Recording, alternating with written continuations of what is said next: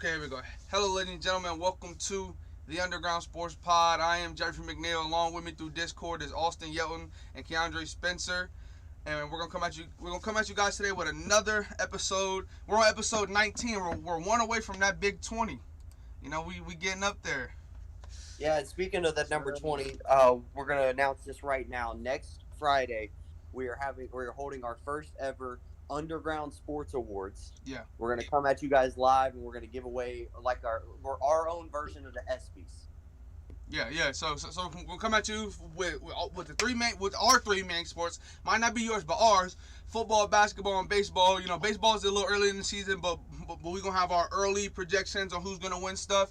We're gonna have our NBA, and we're gonna have our NFL. You know, all award winners and things like that. We're gonna come at you guys live and talk about that. I'm excited about that because I want to see where everybody had at with certain things and stuff like that. It's gonna be good debates and everything. So that's gonna be next week. Yeah, Definitely cannot wait for that. I'm excited about it too. I'm excited.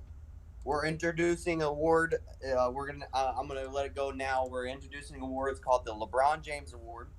It is for the most important player in their respective sports, not named LeBron. So he's not allowed to win the award in the NBA, but we're going for the most important player as well as the most valuable player.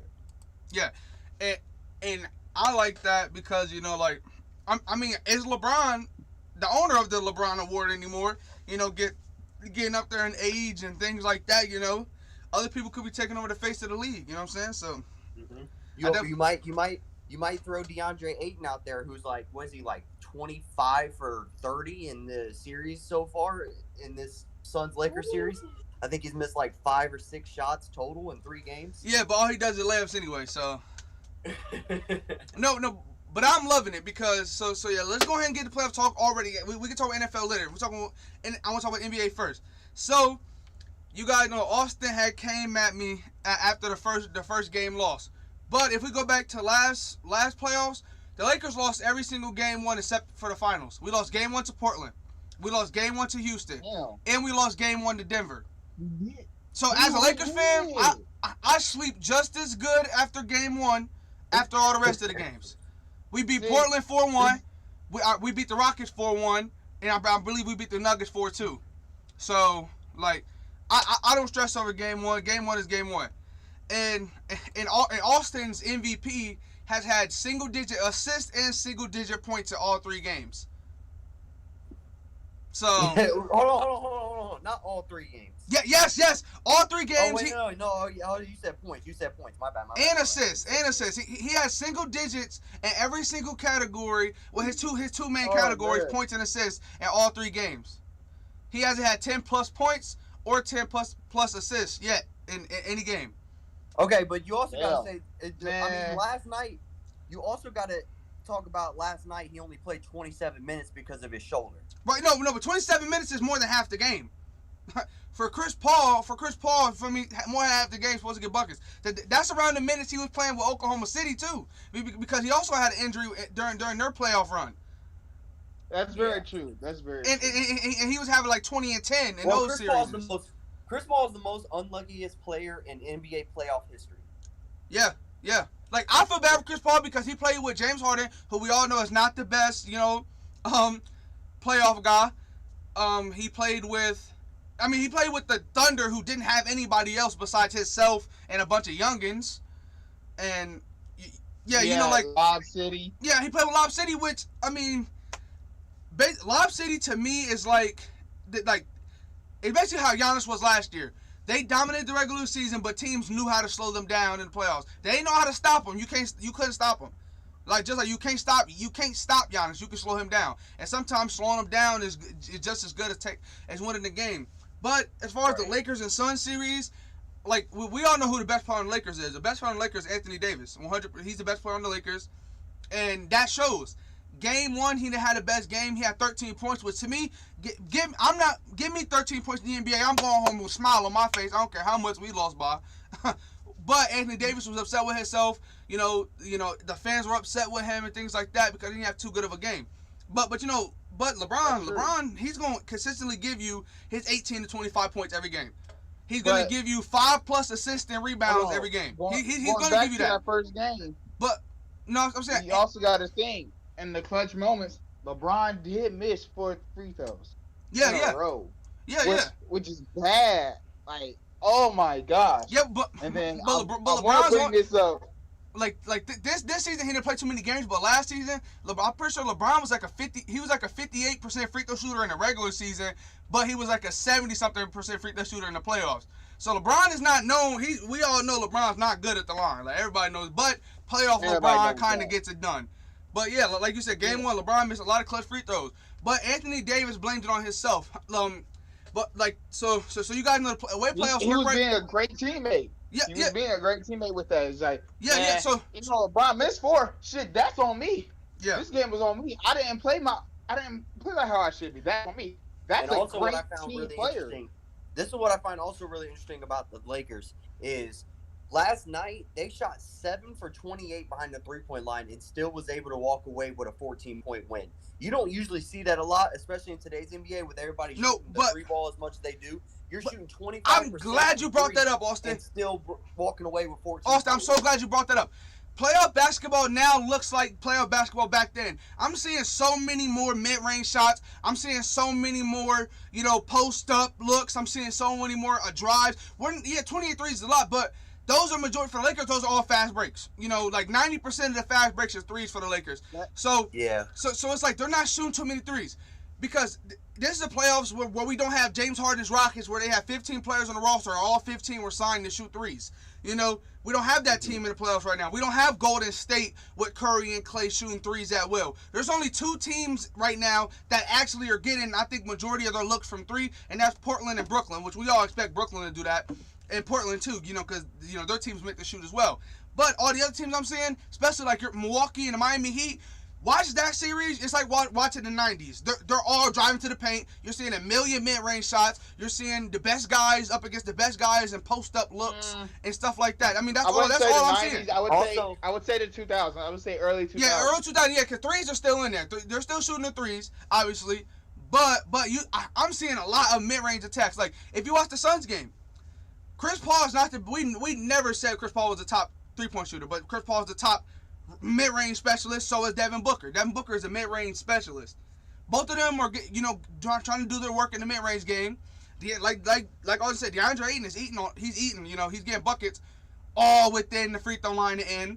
Jay Crowder and Mikal Bridges are probably the 2 that's shooting the most threes on the team. But how often do they really get the best looks? Because they're just spot up players. So we're seeing a lot of just, you got your spot ups, but then you got everybody else driving and getting in the paint. It's not too many threes, and I like it. I like it. We're seeing closer games. We're seeing tougher games and stuff like that. So that's playoff basketball to me. Because seeing threes shot at will, like that 3-1 when Thunder lost 3-1 to the Warriors, now that series was nothing but threes. Like, I'm pretty sure somebody said something like 65 to 70% of all shots the whole series were 3-point attempts. And right. Also, that's crazy. I want to give a few shout outs too. KCP and Dennis Schroeder. KCP last night didn't really have that great of a game, but game 2 he really came out, showed out, and played well. And then last night Schroeder did as well. I believe KCP had, 18, 20 points in game 2? I'm pretty sure Schroeder had 24 game 2, and then Schroeder had 20 game 3 too. So, those are, they're Wait, maybe I'm thinking of a different game then. But I do want to talk about Schroeder. Schroeder, 20 points in the last 2 games, that's really big. Yeah. And also, I want to talk about, now he had no this game, so I'm not saying, this is a big contributor or anything. But Ben McLemore, I do give him credit. When he steps on the floor, it don't matter if he's never taken a shot in the last 15 games. He's going to pull up from anywhere if he thinks he can hit it. But that confidence I do enjoy in somebody that's a real big bench player like Big McLemore. But here's the thing. The guy that's the guy you should, if you're talking about guys that's deep on the bench that don't get their name called too much, that really step in and play the best all the time, you got to talk about Wesley Matthews. Wesley Matthews came in the game and he guarded Chris Paul from all if Chris Paul got a rebound and Wesley Matthews had a 3, he would take off running and stand in front of Chris Paul after the rebound. He was guarding Chris Paul from wherever Chris Paul was all the way down the floor. He was all over Chris Paul. He was taking charges. I do have a few questions. I'm pretty sure he took 3 charges or something like that in game 3. he's all over the place. Like he I does it. I do got a few questions though. So I don't know if these guys are hurt. I haven't really done my research, but Markieff Morris, Montrezl Harrell, and THT did not play last night at all. No, none of them are injured. So what is the mindset behind this? This is the mindset. This is the mindset. No. Sixth man of the year. No. Look, this is the mindset right here. So Frank Vogel said after game 1 they gave up too many rebounds to DeAndre Ayton, and he said the Lakers are a way bigger team than the Suns, so they need to go as big as possible. Montrezl Harrell is a 6'7" center. He's not, he don't got size. So they're keeping Drummond, who's 6'11". You got 6'11", 6'10". You got 6'11" Anthony Davis. You got 6'10" Kuzma. You got 6'8", 6'9" LeBron. You got their 6'4", 6'5" guards. You got their 6'4", 6'5" guards. That's what they're going with. THT is more of a small forward now. Which from TST I knew. Watching him grow up, he was always a point guard. But now in the league, he's more of a wing, and he's only 6'5", basically playing the same position as LeBron. Montrezl Harrell 6'7". Frank Vogel said his main point is the size. They want to smother and just be bigger than the Suns and force turnovers, which we all know. Monty, the head coach for the Suns, his biggest key was for them to beat the Lakers, they have to get as little turnovers as possible. Game 1, there wasn't too many turnovers for the Suns. It wasn't. But game 2 and 3, the Lakers were forcing a whole lot of turnovers, and it was due to their size. They were getting a lot of offensive rebounds, and they were just all over the glass. So that's why those players have played. It's not that those players are hurt, not that those players won't play later on, but for this series right here, he doesn't want to play, and he wants to go as big as possible. And those 3 players aren't, the best on the size, on the size scale. Which with Morris, I just think the game too quick for him.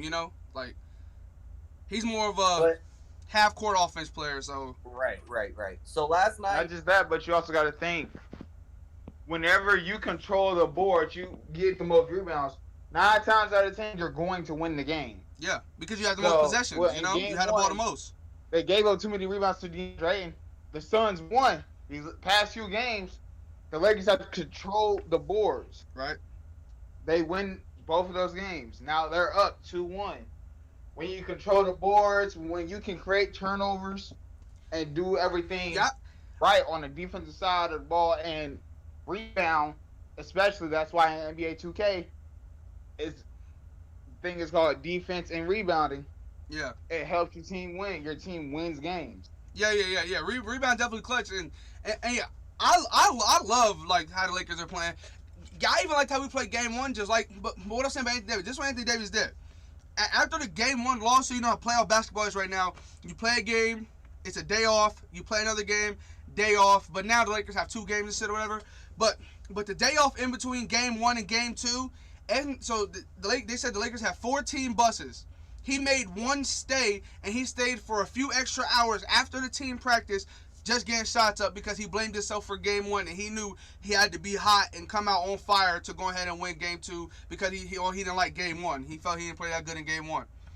And then he came out and dropped 30-plus points in game 2. They got the dub. Then game 3 come out and got 30-plus again. And they asked him in an interview, like, do you think these numbers you got to put up? Do you got to put up 30-plus and 10 every night to win? He said, yeah. He said, I'm very capable of that. Like I said, Anthony Davis is the best player on the Lakers.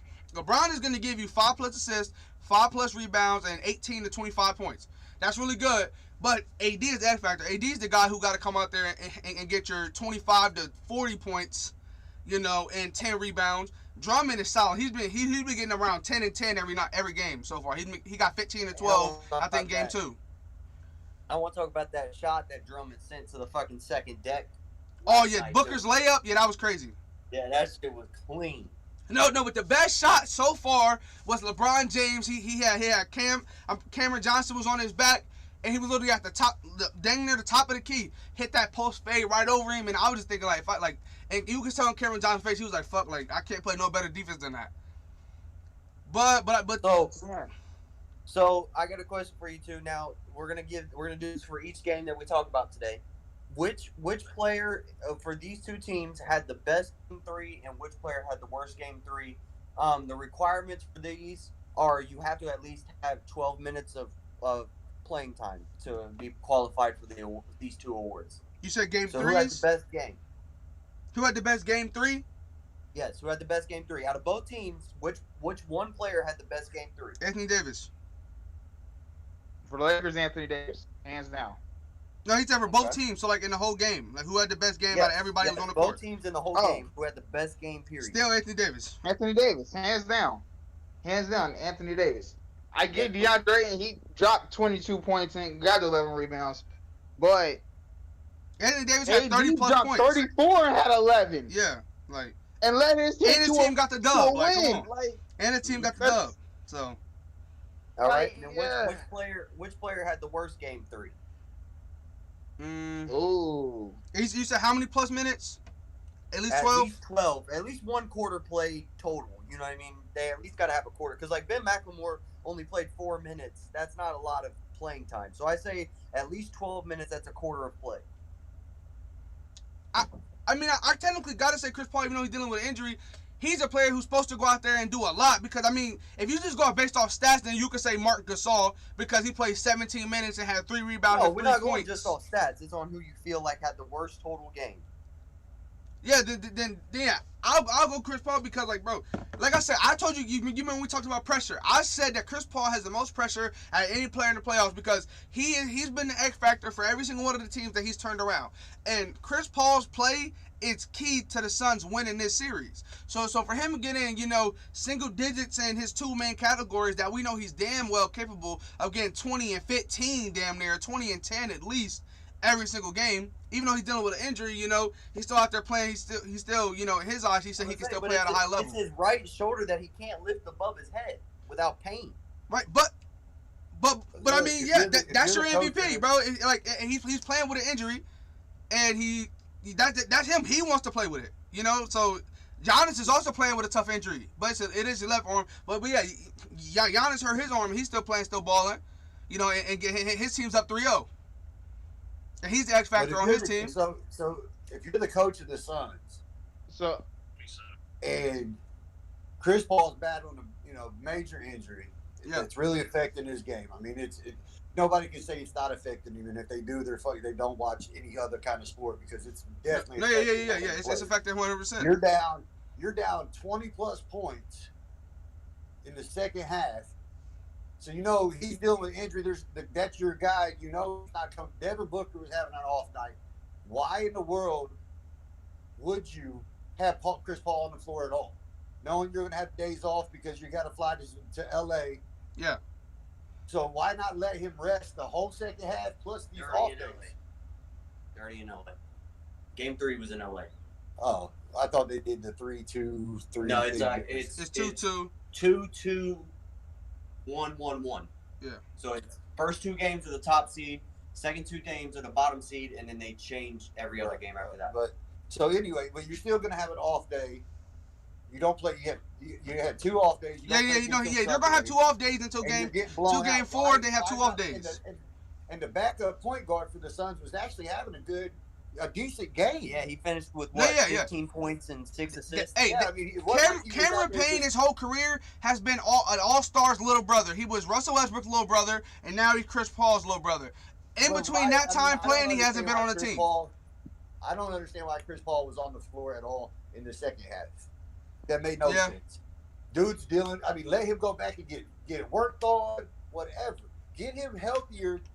Yeah. But in the interview, they asked him. He only played like 2 minutes in the fourth quarter, but he played like 10 or 12 in the third. Yeah, that made no sense. Dude was doing his thing. The backup was doing his thing. He's not Chris Paul, but hey, he was contributing. He wasn't just a statue. Definitely, yeah. Why not roll with that and let Chris Paul get another, half the game plus the rest of that night and everything to get all his stuff done for his shoulder? I would have sent him to the locker room like, look, bro, you go straight to the locker room. Don't even sit down. Go back there and take a shower and do whatever you do. Did y'all see the ejections too, though? Tensions were already high with Phoenix. With Devin Booker, he got ejected. And Jay Crowder got his second tech and got ejected as well. So I would have seen him because a lot of these guys, these ball players have their own gurus and body gurus is what they're called, and the way they eat, all that kind of stuff. I'd be like, look, go find your people, sit in the locker room, and get worked on. Yeah. True. Okay, I get where you're coming from, Jeffrey, saying Chris Paul. But I want to bring up something that I seen today that really speaks to this podcast a lot. I think. Hold on. Okay, sorry. So we are multiracial and cultural on this podcast. Mhm. We all have different stuff that, different mechanics or makeup in our own body, our own genes. Plus, we are multiracial on the podcast. Correct? Yes. Yeah. What in the hell is these fans in the NBA thinking? Yeah, bro. That's what I'm thinking. Like, What look, is going on? They finally let the fans back, and John Morant's parents getting racial slurs. They're spitting on Trae Young. They're throwing popcorn on Russell Westbrook. And now Brooklyn even said that the Boston fans are racist as well. So what the only thing I can think of is what happened was these people got more clout and more chest and got bigger balls, whatever you want to call it, because of COVID, and they stayed in their house for a year. So they're like, yeah, I'm going to be that guy. Like, you're pouring popcorn on players. You're calling John Morant a dumb ass blankety blank to his parents. Yeah. No, they were calling his parents thing. They were calling. It's so crazy. In Brooklyn, Kevin Durant, Kyrie, and all them spoke out about Boston. I wouldn't even want to play if I was Kyrie tonight. Yeah, I know. Yeah. I'd sit in the locker room. Yeah, no, I understand They might try to bomb the building. Man, it's the playoffs. You can't really afford to I sit know. out I wouldn't really, in all reality. If I played, I wouldn't. But what they should do is because I would do what LeBron did. When LeBron first came back to Cleveland, when he left and went to Miami, that first game back to Cleveland, he got death threats. He didn't let none of his family come to the game, nothing. He put earmuffs on. He put his headsets on, whatever. He didn't talk about it. He didn't bring it up. And then he went out there and shredded them. He scored like 46 or whatever on them. It was like, look, this is why I left, because y'all are terrible. Fact. He walked off the court and didn't say nothing. And then the fans were like, oh, shit, well, that didn't affect this game none. Well, we better stop talking shit. Hey, Austin, Kyrie can sit out. They're up 2-0. He can sit out. What they should do is each player involved in this should never step foot on an NBA court, like in the stands. Oh, yeah, 3-0. They should never be letting in all 30 NBA buildings. They should be banned from. Well, for the guy that game 3 is tonight, Dre. Hold on. For the guy that done popcorn on Westbrook, the guy that spit on Trae Young, those guys should be put assault charges put against them. And the guy that said that about John Morant to his parents should put a hate crime charge against them. No, and they should be facing criminal charges in court. I don't think none of them got any criminal charges, but they all got they're all banned indefinitely. So like they're banned from the arenas and they're banned from anywhere. They can't go to anything that involves the NBA. Right, to discourage anybody from doing that in the future, the NBA should file lawsuits against these people to let it be known that if something like this happens, there will be criminal charges put against you. But this is what I think it's going to come down to. Is there's two things. One, if you look at it, though, where this guy was sitting that spit on Trae Young, where the guy was sitting that dunked the popcorn on Russell Westbrook, where the guy that was sitting next to John Morant or near John Morant's family, them were like $7,000 to $10,000 seats for the playoffs in these arenas. So these ain't the guys that are hanging on the block or anything. These are dudes that are influential in some type of a company because they're sitting in $10,000 seats. Yeah, they got money. Yeah. You know what I'm saying? I don't have $10,000 to buy a playoff ticket. Right. And then the second thing I think is going to happen is what's going to happen is these fucking players are going to go back home where they're from and get that one dude that was in high school that was beating up everybody, that was the biggest thug, and that's going to be their personal bodyguard, and shit's going to start going down in these arenas because they're going to bring some people in there. Yeah, did you see what Russell Westbrook said? You feel me? Russell Westbrook said he want to go back to the 90s where they could fight fans. Hey, don't do that shit. Everybody fighting the fucking fans. Hey, Russell Westbrook said he want to go back to the 90s to fight fans. That's hilarious. I think it was Undisputed. We were listening to it the other day. They brought Ron Artest on. And because really, it was almost a Malice in the Palace too with Russell Westbrook when he dumped the popcorn on him. They had 4 security guards had to hold Russell Westbrook back from going into the stands. Yeah, Russell Westbrook. Yeah, bro, do you not like? Look, Russell Westbrook has a past with fans. Do you remember when he was going? And when you remember when he was in Utah, and he said shut the fuck up and sit with your wife. Shut the fuck up and sit with your wife. You remember the wife and the husband were being calling racial slurs and stuff like that in Utah. So this ain't his first time. Like he wanted a piece of him. This ain't something that's just happening though. Steph Curry's wife was told that she should get on her knees like she used to back before the bubble in the 2018 or 2016 to 2018 season, somewhere in there. She was told to get on her knees like she did back in the day. She was told that the only reason she's with Steph Curry is because she can give the best head in the world to her face, and was told to suck the dude's. I mean, this stuff ain't just something that these fans are not coming out and doing. This is stuff that's been going on since 2016 to now, and nobody's reacting enough to discourage these fans from doing it. If you go to a baseball game and the other team hits a home run and you're sitting there and you catch the ball, baseball wants you to throw that back in. That's that hate, the rivalry. Oh yeah, they want you. A lot of people keep the ball depending on who hit the home run. But my thing is, no namer hit the home run. There's a lot of people that throw that ball back out there. Now, who doesn't look me? I don't care if I'm at a Pirates game and the Reds hit a home run. It was a Reds player, and we at the Red Stadium. I'm still keeping that ball. I don't care if it's my rival. I'm keeping the ball. I caught a home run. That's lit. It's encouraged to heckle and play with the guys in the outfield and stuff. Like that's what some players were saying. They was like, it's the playoffs. They're supposed to get the fans are supposed to try to get under your skin and knock you off your game so their team can win. Right. It's one thing to heckle somebody like, oh, you stink, or your shoes untied, stuff like that. It's another thing. I got it. Like Spike Lee and Drake be doing to players, like that. Like they'll heckle and mess with them. Baseball encourages you to do that because where they put you at in these stadiums, they encourage you to be able to have that interaction with the players. Right. Because you can sit right behind the dugout.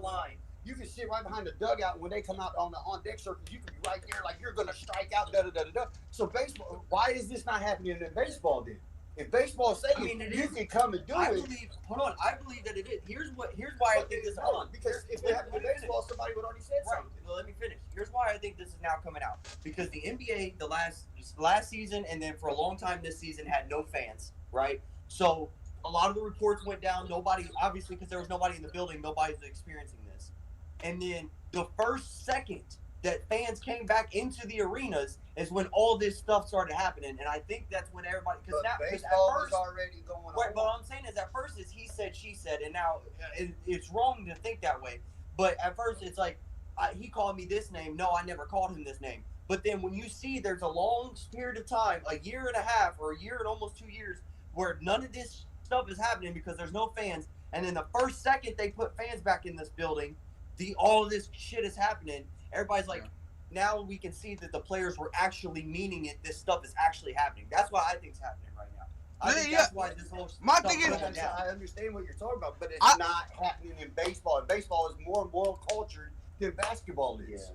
There is more different countries represented on a baseball team and in the MLB, country-wise, any other sport besides soccer, and you don't have this problem.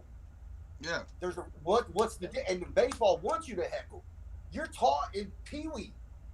You're taught in Little League Baseball to say, what was the thing? Oh, man. What was the chant you used to say where the pitcher was, you're not a pitcher and all. I mean, you're taught to say this in the dugout. My thing is, to the other team. And I love hecklers. Like, do you guys remember the guy, they called him the Green Hat Man? You remember he did it with Dwayne Wade? In the playoffs, and Dwayne Wade went off for like 40-some points that game, and like Dwayne Wade kept he kept walking up to him. They was bumping heads. They were talking back and forth. Like I like that, but as far as like I was going too far, like they go way too far now. Back when I was, back when basketball was real basketball, Spike Lee was talking crap to Jordan. Yeah. Jordan just gave him the shrug and walked by him, and then Reggie Miller was getting talk crap to him. He went and made 9 points in 3 seconds. Right, and then also you guys. Yeah, Spike Lee still to this day is a heckler. In the Atlanta, in the Hawks, game, he still heckles. Like that's just what he does. Right, and also, I mean, not even just Spike. Drake does too. Drake does too. When Toronto won that ring against the Warriors, Drake was talking the most stuff. You guys remember the game against Kevin Hart when the Phillies played the Rockets and Kevin was going at James Harden. And James Harden turned it on and dropped 50. Right. I mean, There's that's yeah, great. Yeah, that's Yeah. the good part. I love hecklers like that. That's what I like to see. Okay. Let's deal off this topic. I want to know what is wrong. So, because you guys watch basketball more than I do, I watch it enough to where I can talk with y'all about it, but I don't keep up with it like I did years ago. I fell out of passion, love for basketball as far as on TV because of some of the rule changes that I don't like. But that's my personal opinion, and that's. But what the hell is wrong with Jay Crowder? Is like there's something wrong mentally in his head? Now he's just a competitor. He's not Jay Crowder. Oh, who's the kid that plays for the Suns? What number? The one that calls LeBron out 1-on-1. You talking about Jay Crowder, number 99 with the dreads? Yeah. No, he's just a competitor. This isn't his first time. How are you gonna be late in the fourth quarter and look at LeBron and be like, come on, 1-on-1, me and you? Did you lose something in your mind? Yeah, wait. Who did he He's play been on doing last that for years. What team was he on last year? Because they were talking about he did the same thing last year. Oh, wait, what team was he on last year? He played for him, and he played with him last year, and then got traded, right? Wasn't it last year? No, hold on, no. With LeBron? He did the same thing last year. Hold on. I thought he was in BK last year. No, he didn't play for Brooklyn. No, it wasn't 2019 he played with LeBron, and he got traded before the trade deadline. Yeah, he played for Boston. That was 2018. He was in Cleveland with LeBron and got traded. But so was Derrick Rose, Dwayne Wade, Isaiah Thomas. That's when they signed a bunch of free agents that were all out of their prime. They signed Jay Crowder as well. Yeah. Right. But I'm just saying, though. I mean, it's late in the fourth quarter. He was on the Heat. Yeah, it was in the finals. He was on the Heat last year. Yeah, he was the one guarding LeBron. He was talking stuff to LeBron in the finals. Yeah, that's what I remember he went at LeBron last year too, and it was in the finals with the Heat. Yeah, he's just a competitor. He believes he's one of the best defenders in the league. That's never won a defensive player of the year, but he believes he's one of the best, and he wants to go at LeBron every game. You know, like every time he plays LeBron, he wants to guard LeBron for 48 out of the 48 minutes, and LeBron just like embarrasses him every time. Yeah, but he also was playing against him a lot. Yeah. Oh yeah. He's guarding LeBron a lot. Like, bro, he played for Boston when LeBron was on the Cavs, so they played plenty of series against each other. He played with LeBron in Cleveland for a few games. You know, then he played against him in the finals. Right. You know, like he's been playing going against LeBron a lot. He just but. Like, did you guys see Andre Drummond? Did they ever say LeBron is Andre Drummond's biggest idol? He was mimicking LeBron. He was doing that that whole quarter when the Lakers were on that big run. They kept hyping LeBron up every time he went against him. Every time there was 1-on-1, Andre Drummond was over there mimicking everything LeBron was doing. They said he's doing that because he's finally on a winning team. Yeah. All right, so now let's switch. But this is Drummond's first time. Yeah, it's crazy. Well, we still got playoff basketball to talk about. Hold on, let's switch to the NFL for a minute. Atlanta is now reported that they have received an offer of a first-round draft pick for Julio Jones. Who is everybody's guess is this pick from? They have received offers. New England. They've received many offers, but they have now officially come out and said that somebody has offered them a first-round pick. Probably the Ravens. That would be. You think it's the Ravens? I think it's San Francisco. I think it's New England. No, I think San Francisco was like, hold on, wait a minute. I don't know if it's New England yet. I don't know if he'll give up a first round pick. Right, that's what I was about to say. I know who it is. I don't know, but I think I know who it is. They don't think they need that first round pick. But could it be the dark horse of it all, and it'd be Green Bay? No, you know who I think it is? Rodgers comes back. Uncle Dustin, you know who I think it is? Who's that? I think it's Tennessee because AJ Brown's making his case for Julio. He's been talking to Julio. That dude's trying to call him personally. Like Derrick Henry added him on Twitter. That dude he's made like 6 Twitters, 2 TikToks and shit. Yeah. Dude is recruiting like hell. Yeah. He told me he helped me buy his house. I think it could be Tennessee because let's be honest. Tennessee has been they've been making it to the playoffs. You know, back to back with just Derrick Henry. You know, they bring in the Julio with AJ Brown. That could be a really tough team. So I can see them giving it up. They would be dangerous. Yeah, very dangerous. Yeah, they'll be a really tough team. That didn't offer the first round pick. We know one team that didn't offer it, 100% fact, and that's the Indianapolis Colts because they don't have a first round pick to offer. Yeah.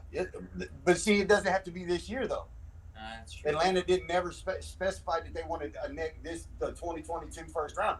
They could make a package for like a second this year and a first. Well, he's going to be gone. Julio Jones will be traded in 3 days. 4 days. Yeah, 4 days he'll be gone. It's June just what 1st. team will he go? June 1st, because if it's pre-June 1st, they're on the hook for his whole contract. If it's after June 1st, they pay like $7 million of it. Yeah.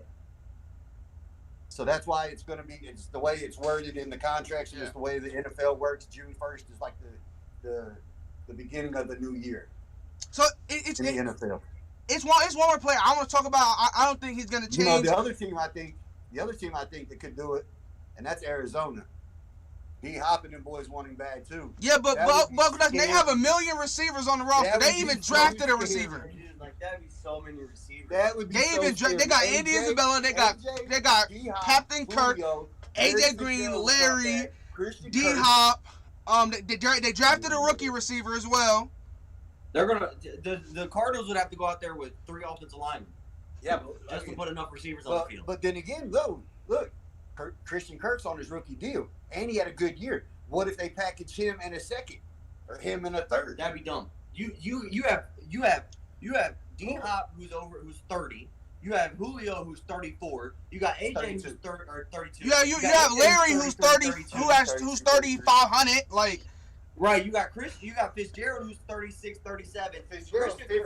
Christian Kirk's that's an old man. But if you trade the youngest star receiver on your roster, that'd be the dumbest move ever.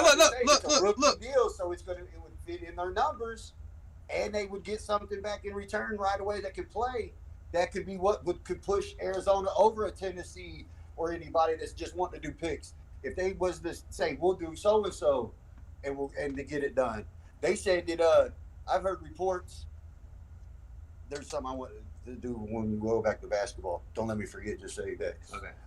I've heard reports that Detroit had Todd Gurley come in to work out. Yeah. I heard reports. Todd Gurley was just in Detroit. Yeah. To finish what I'm saying, I also heard that Detroit was talking about if they sign Gurley, maybe moving on from Swift, maybe they give Swift in a fucking first round to Atlanta or a second round. Yeah, I can see that. And then bring Julio up there to Detroit. God. But I don't know if Julio would go because they would. He wants to win, but Julio would hold out. Yeah, Julio would be like, nah. But I'm just saying that could be something. Now, if Stafford was still there, if Galladay and Stafford was still there, I could see him actually wanting to go. But since they lost both of them, there's no point. Where Stafford is, they said L.A. I think the sports writers, or not the sports bookers have the Rams actually is the favorite team to get Julio. Right. Well, this is Sean McVay's make or break year. He's had the system That for this was my long, next made it to 1 Super Bowl. He only scored 3 points in that 1 Super Bowl. He's kind of got to make it or break it right now to see if this works out or not. Who? I just seen it too just a little bit ago. Out of everybody that's on here, I want y'all to give me your best guess. Who is the most favored coach to lose their job first this year in the NFL? Probably Mike Tomlin. There was people calling for his head last Jeffrey? They went fucking 11. Or the fucking Steelers went 12-4, and they were calling for Mike Tomlin. Dre? Why, Jeffrey's thinking. Dre, you got one? The most favored to lose their job. Between 2 coaches, it would be between Zach Taylor and... No. Hold on. Let him. And Mike Tomlin. It would be between those two. Yeah, I would say, like, me, I don't think Mike Tomlin, but I think because, like, yeah, the fact it might be Mike Tomlin because, yeah, all this, like, a bunch of people are coming at his head. But the coach for Denver, I think, I saw things about him, too. A lot of things were about him. The number one coach to lose their job right now, if you was to place a bet, is Mike McCarthy in Dallas. Zach Taylor's tied at 7. Mike Tomlin is. Well, see, Mike Tomlin's. Zach Taylor's not going to lose his job. Mike Tomlin's in the. It's like Mike Tomlin's like these guys are like 16-1, 17-20 to 1. Mike Tomlin's like 50 to 1. Who's the one coach? Hold on. Who's the one coach that they say would never lose their job? Andy Reid.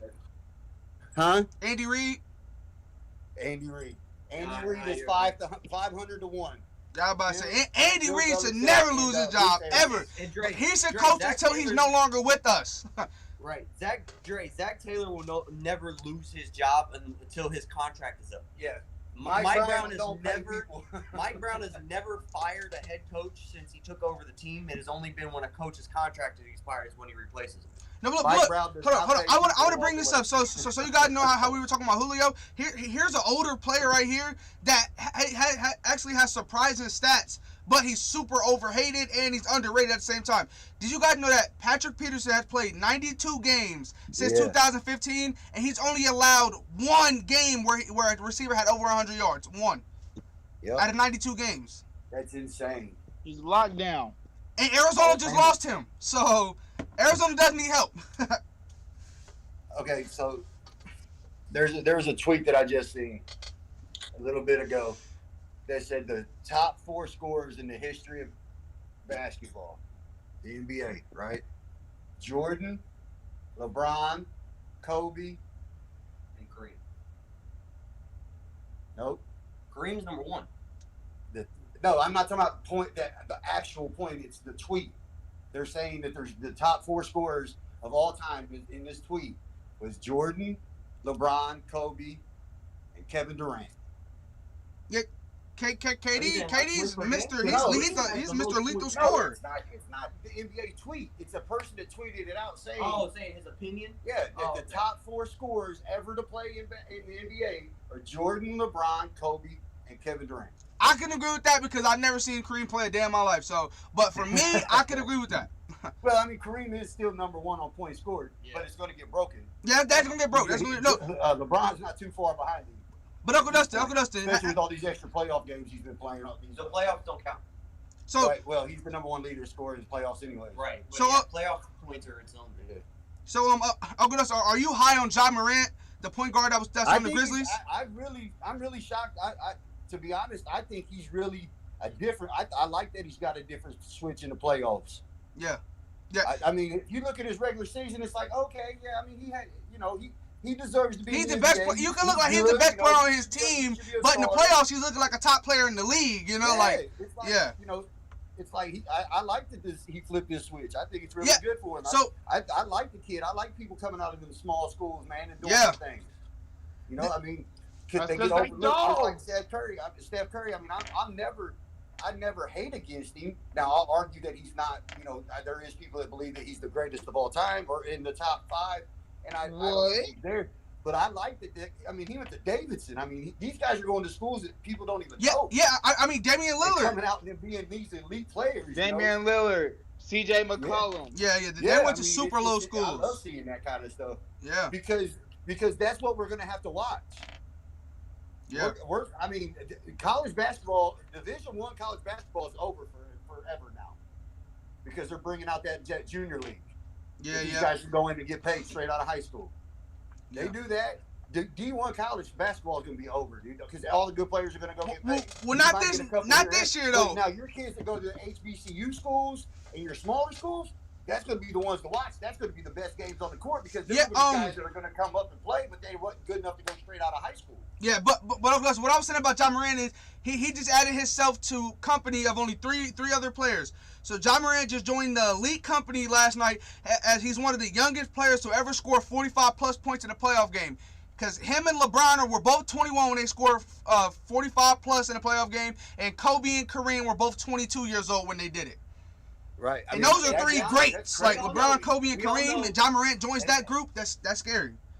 Yeah, that is. I mean, and if he does this, if he can stay this guy for the next 5 to 10 years, dude's going to be on the. I mean, he could be literally being called one of the greats. One of the top 25, top 30 players in the league. Yeah. If he plays like this for the next 5, but you have to consistently do it. That's what people don't understand. With LeBron and Kobe and Jordan, why everybody keeps talking about these guys and these guys and these guys and these names always come up when you talk about basketball in the NBA, is because these guys do it over and every single year. It's the same stats. Their stat lines are right where they need to be. Check this out. And you guys all know that I'm not. I respect LeBron. I like LeBron. I'm a LeBron fan, but I'm not the person that's gonna go jump on a molehill and fight every battle on the internet and shit with LeBron. No, not at all. Everybody knows that. Like, I respect him, but it's so crazy to me how whenever they bring up the most random stats ever, LeBron James is always on the fucking list. Yeah. But you got to admit, though, with Jordan's not always, Kobe's not always there, Bill Russell, Magic's not always there, but LeBron is on every fucking list that they bring up every time. And I think a lot of that. Austin, here's one of them right here. Look, I think a lot of that has to do with this right here. When LeBron came in at 18, LeBron started. When Kobe came in at 18, Kobe sat for a year and a half. Yeah. So, you know, not a lot of these 18-year-olds that were coming straight out of high school were put out there to be, and LeBron was the main. Here's one thing I heard about. We were talking about Jason Terry last week. Jason Terry played 18 years in the NBA. Jason Terry never scored more than 20 points in a season. Well, averaged more than 20 points in a season in his entire career.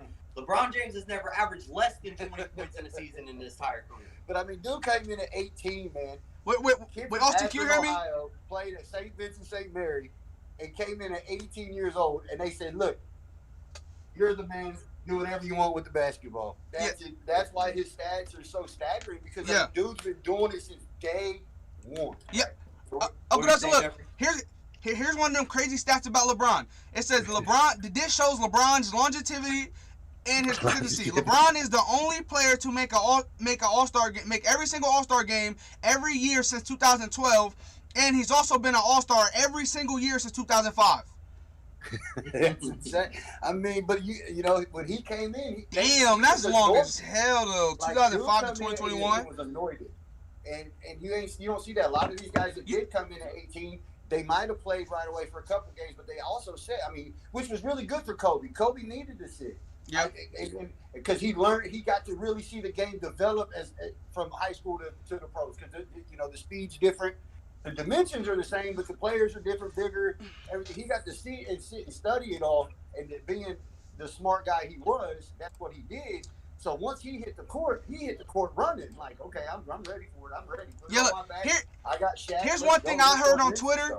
Here's one thing I read on Twitter. It said the reason why. So when Jordan came in the league, nobody really expected Jordan to be this crazy player, and he turned out to be everything of that. He was an amazing, great player of all time. When LeBron came in, we were expecting what we got, and he still somehow exceeded what everybody expected. If you go back and read the articles on when LeBron was drafted in 2003, they were saying next Jordan, the next great. They were saying all that, and he still exceeded what we thought of what he was going to be. He still exceeded every single one of those goals that we set for him. Like look what we did with Zion. Zion's balling. James was a junior in high school, and he was on the Sports Illustrated cover as the chosen one. Yeah, we were expecting him to come in and be the best player in the NBA, and he still exceeded everything. Every goal, every stat that people set for him, he exceeded every single one of them. That's what's so crazy about it is that. But you know what? Though, talking about stats and everything. You know what else is really funny? What? How about if you're the guys that played against LeBron in the high school basketball championship in Division III or they're Division IV, Division V? Are they three or they're St. Vincent St. Mary Division III? Somewhere in that area. Yeah. So their Division III championship game, and you beat LeBron, and he goes on to be this guy you beat twice in a row. He didn't win a state title from high school until the senior year. Who? LeBron. No, LeBron won all 4 years. No, he didn't. Yeah, St. Vincent St. Mary won 4 years. They did not win it in a row. Yes, they did. When LeBron was there, he won freshman, sophomore, junior, and senior year. He was the state title. You can look it up. Jeffrey, look it up. Yeah, I am. He did not win 4 titles. But also, he won 3. He lost 1. He lost his junior year. The year he's on the Sports Illustrated cover, another team beat him. Yeah, he lost his junior year. He didn't win 4 straight. Huh? Yeah. He did not win 4 straight. He lost 1. Coach LeBron during his junior senior, St. Vincent St. Mary Akron. The Fighting Irish won 3 state titles, a national title during the 4 years LeBron was there. So yeah, he won freshman, sophomore, and senior year. He lost his junior year. Now that guy, the guy that was playing on that basketball team, gets to sit back and. That's just them crazy. That's another crazy stat that people don't think. He was the chosen one, and he was given all this stuff. But in high school, you still had to compete, and you still had to have teammates. I mean, it's a team game. Don't get me wrong, but You know, he didn't win No, all yeah, four. yeah, but okay, we You know see what I it mean? more So on the that's high what school stands level people when one up, though. He player, didn't win all four in high like school. the best player in the state, can beat the best team in the state. We Right. you see that more in high school than you do in other levels. You know, Well, so me and Austin talked about this was it last night? It might have been not last night, but the night before. Basketball is the only sport, in my opinion, that's a major sport that one guy can win a game. yeah, 100%. I mean, One I'm guy not dropped talking 100 about- points. I'm not talking about a championship. I'm not talking about anything else. I'm talking about just a game. Yeah, well, like I One said, guy Wilt can take dropped over and win a 100 game. points in a game. Yeah, You know what I mean? Like, one guy can take over and win a game. You can't do that in the other major sports. no, You got to have multiple people to get that done. yeah, But basketball, so that's why I think it's so hard for like LeBron, Steph Curry, Kyrie, all these guys that you could sit and name that are on the list of the best that are playing right now. I think that's why social media and everything's so bad for them, because one guy is expected to win the game every time. no. Oh, that's not the biggest name on that is Giannis. Yeah, I think that's the biggest name. They expect Giannis to win all these championships, but I mean, let's be honest. Yeah, he does have another All Star on his team, Chris Middleton, who's a 2020 All Star. But I mean, look at the Lakers roster. You know, Right. not All Stars, but there's great players on that team Right. No, through and through. I You know, totally like agree with you. look at the Clippers. But see, and LeBron has brought that in. LeBron is the reason that we have super teams. Yeah. Because everybody has to get together to beat this motherfucker. Yeah, I mean, He went down the to Miami Spurs and decided had to a throw three-headed everybody monster. He's The the- Celtics had a three-headed monster. The Right. Heat. Well, see, they say that was a super team, but I mean, if you really look at it, would you guys consider an all-star to be a part of a super team, or would you say like an all NBA selection is the super team? I say Like- All-Star, technically. Yeah, I mean, Because, it depends well, on the player. It depends on. It just depends on people around him. That Say- make it from each conference. Say you have But say you have an All NBA guy and then two All Stars. That's technically that's a super team. an All NBA guy though. There's only yeah, it's a there's super like team, LeBron 100%. LeBron's only had another All NBA player 3 times in his career. Right, but there's So only Wayne 5 Wade- slots for that. I'm That's keeping what it I'm stacked. saying. All of LeBron's So teams, like, there's look, 15. I'd there's never be the 30 guy to say All-Stars, LeBron but was no there's super 15 teams. I'm not. Yeah, All-NBA. he has. So that's why. So it's just like Jesse Bates. Jesse Bates should have been the best safety in the league. Because like the All-Star game is the top 30 players in the NBA, and then the All NBA teams the top 15 players. In the No, NBA. but them top 15 are guys that are up for MVPs, Defensive Player of the Year awards, and stuff like that. Yeah. That's them 15. You don't have to necessarily have. Well, like when you don't even have to have KD one was of in them. Golden State, KD, Steph, and we're always on the All NBA teams together. Right. And I There's believe teammates. Clay No, was look. there once or twice. Teammates do Now, it. also, my thing is, I'm not the they're guy. all I'm not the guy that won't say LeBron's on super teams. Yeah, the only real team that wasn't a super team, he got swept. Which was that 2018 Cavs team. He got swept by the Warriors. You know, like that was the team where he really didn't have nobody else. Kevin Love was, he was injured and stuff, so he really didn't have nobody else on the team besides himself, and he got swept in the finals. So like the Heat was that super, and you consider that super team. You know, Chris Bosh was an All-Star, really good. Dwayne Wade, Well, see, Dwayne Wade was I a don't dog. consider- Like I don't consider honestly, All-Stars- the super team, like the super team effect. The reason why, like, we have a lot of super teams that are in their prime is because of LeBron, D Wade, and Bosh. Other than that, you can't really call them really that Well, big see, of a super But that's team my like thing, Boston. though. I don't So consider you don't- Bosh part of the super The team. Cavs were the I super feel team? like it was- Yeah, Kyrie he was Irving, part of the LeBron, super and team. Kevin Love. That man was he was the part man of on the the super team. Raptors. Well, What this you is my- mean? this is my reasoning. This is my reasoning, though, because the All-Star game is always corrupted. There are people that make the All-Star game that should not have made it because No, the fans not no more, vote. not no more. Remember, you remember Zaza Pachulia was leading all votes because his whole country voted for him and he did not make the game. Yes. They literally made a rule to where you have to average a certain Right, amount but of he didn't stats call to him- even be he didn't voted call on. him. You hear me, Austin? They literally made a rule to where you have to have a certain amount of stats to be voted on. No, because there's there's being people in the Hall of Fame that weren't considered a super team, like part of a super team. Like No. if you look at the Showtime Lakers, That was a super team, but but it Byron, wasn't called that.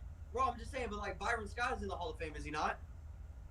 He wasn't considered part of the. He wasn't the big 3 super team part. That's what I'm saying. Like But just because his you're Hall of Fame play- doesn't. say just because he's in the Hall. well. Yeah, but clutch play and rings will put you in the Hall of Fame. But you're also the one that says Julian Edelman deserves to be in the Hall of Fame over Chad But if Ocho you- because of playoff. I didn't say.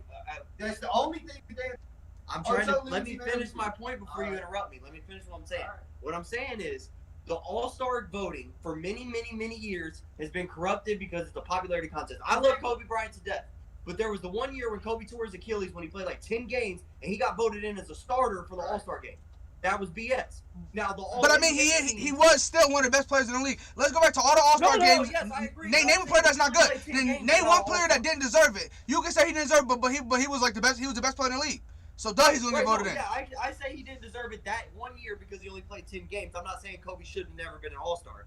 I'm just saying for that year when he didn't play, he shouldn't have made it, in my opinion. LeBron was injured this year and was an All-Star. teams, those are the top 15 guys, and LeBron's only had 3 of those in his entire career. D-Wade twice, and Kyrie once. That same year that Kobe tore his Achilles, he missed it out by like 5 votes. No, he made it. He just couldn't play because of his No, Achilles. I'm talking about your all 15, your 15 guys. He was number 16. No, there's no way. Yes, he was. You have to have a certain game minimum requirement to be No, eligible that's for the All-NBA team. dude, that's writer votes. No, you have the minimum for the, you have No, there's a it's minimum votes. game requirement to make the All NBA team. Just like there's a minimum game requirement to make the MVP vote. Yeah, wait. You have to play a No, certain it amount of still games votes get to be voted an for. All NBA player though.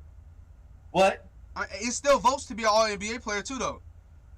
So Right. No, that's what I'm saying. But I'm saying, as the All NBA, you have to meet a minimum requirement to be eligible to be voted. yeah, stats. I'm talking like yeah, pretty sure that Right. yeah. So, It's stats Right, wise. so hold on. That's why I'm not saying Chris Bosh wasn't a vital piece, but I'm saying if you really dive into it, it was a big 2, Okay. and then supporting cats. Let me say something to you. But people were saying Chris Bosh was the 3rd best power forward in the NBA, only behind Hold on, Dirk what'd and you say, Tim Jeffrey? Duncan. So how like he was a top player in the league before he was with LeBron. He was balling for the Raptors, joined up with LeBron, clearly in his prime and very dominant player. Dwayne Wade was obviously a super dominant player and balling out, and then those 3 joined up with each other. No, I'm saying Dwayne Wade and LeBron James were really a big 2, not a big 3. Now Chris Bosh was definitely a big 3. He took all 3 of them to win every single thing they won. Let me look this up. Hold on. So you're saying that the All NBA team is a minimum requirement and it goes all stats, right? Yes, To it's the make top that. 15 players in the NBA. All right. You have So how do you Hello? get the whole thing? How do you get in? Well, not. You have- I mean, you have to technically play you can the say that, minimum Austin. years. But once again, there You only gotta could be have 2 the guards, stats, 2 right? forwards, 1 center. I'm saying this is my this On is each what I'm one. saying, This is my opinion. I'm driving right now, but I'm in my podcast. You hear me, Austin? What'd you say, Jeffrey? I said technically top 15, but really not because it only could be like 2 guards, 2 forwards, 1 center, 2 guards, 2 forwards, 1. You know, so it's not like you know, Yes there and could no. be I mean, most of the 7. time, There could be 7 point 99% guards. of the time There it's could be the top 7 15 guards players. in the top, 15, but only 6 of them can make it. Right, and Chris Bosh has only made the All NBA team once. But he's made the All Star game 11 times. The All NBA Right. is a lot more prestigious. So is the Hall of Fame. Yes, and I mean, Oh, yeah, so- I agree that No- only certain people should make it. But Yeah, there's a lot of people that make the Hall of Fame that really don't deserve it because like they'll have rings and stuff like that, so There's they'll make guys it. that make the All NBA team that shouldn't make it. Yeah. There's guys that go to the All Star game that shouldn't make it. There's guys on the court right now that shouldn't even be playing. They're No. terrible. But Terrible. but what I'm saying is, Tim in Tebow my- shouldn't even be trying to play football. He's terrible. He running routes and showing you where he's going to cut it. Dude, the linebackers and safeties are going to eat his lunch. I'm not talking about Tim Tebow. It's the same. What I'm talking about right now is if you really take a deep dive into it, the super He teams was are the if he was teams that on it, if he was on it, then that makes him part of the big 3. he wasn't He made it one time. As in long as he makes it, 2006. That was Maybe. before he went to Miami. That was still in made it Toronto. there, though. That's your requirement. Wait. All right, so I got a question for you, Austin. Wait, I got a Austin. question for you. Wait, go ahead, Dre. What's up? When Vince Carter left, who was the face of that franchise? In Toronto, Yes. it was Chris Bosh. Wait, you I agree. said Chris Bosh No. made it before he went to the Miami Heat? Yeah. That's what All makes NBA it a super team.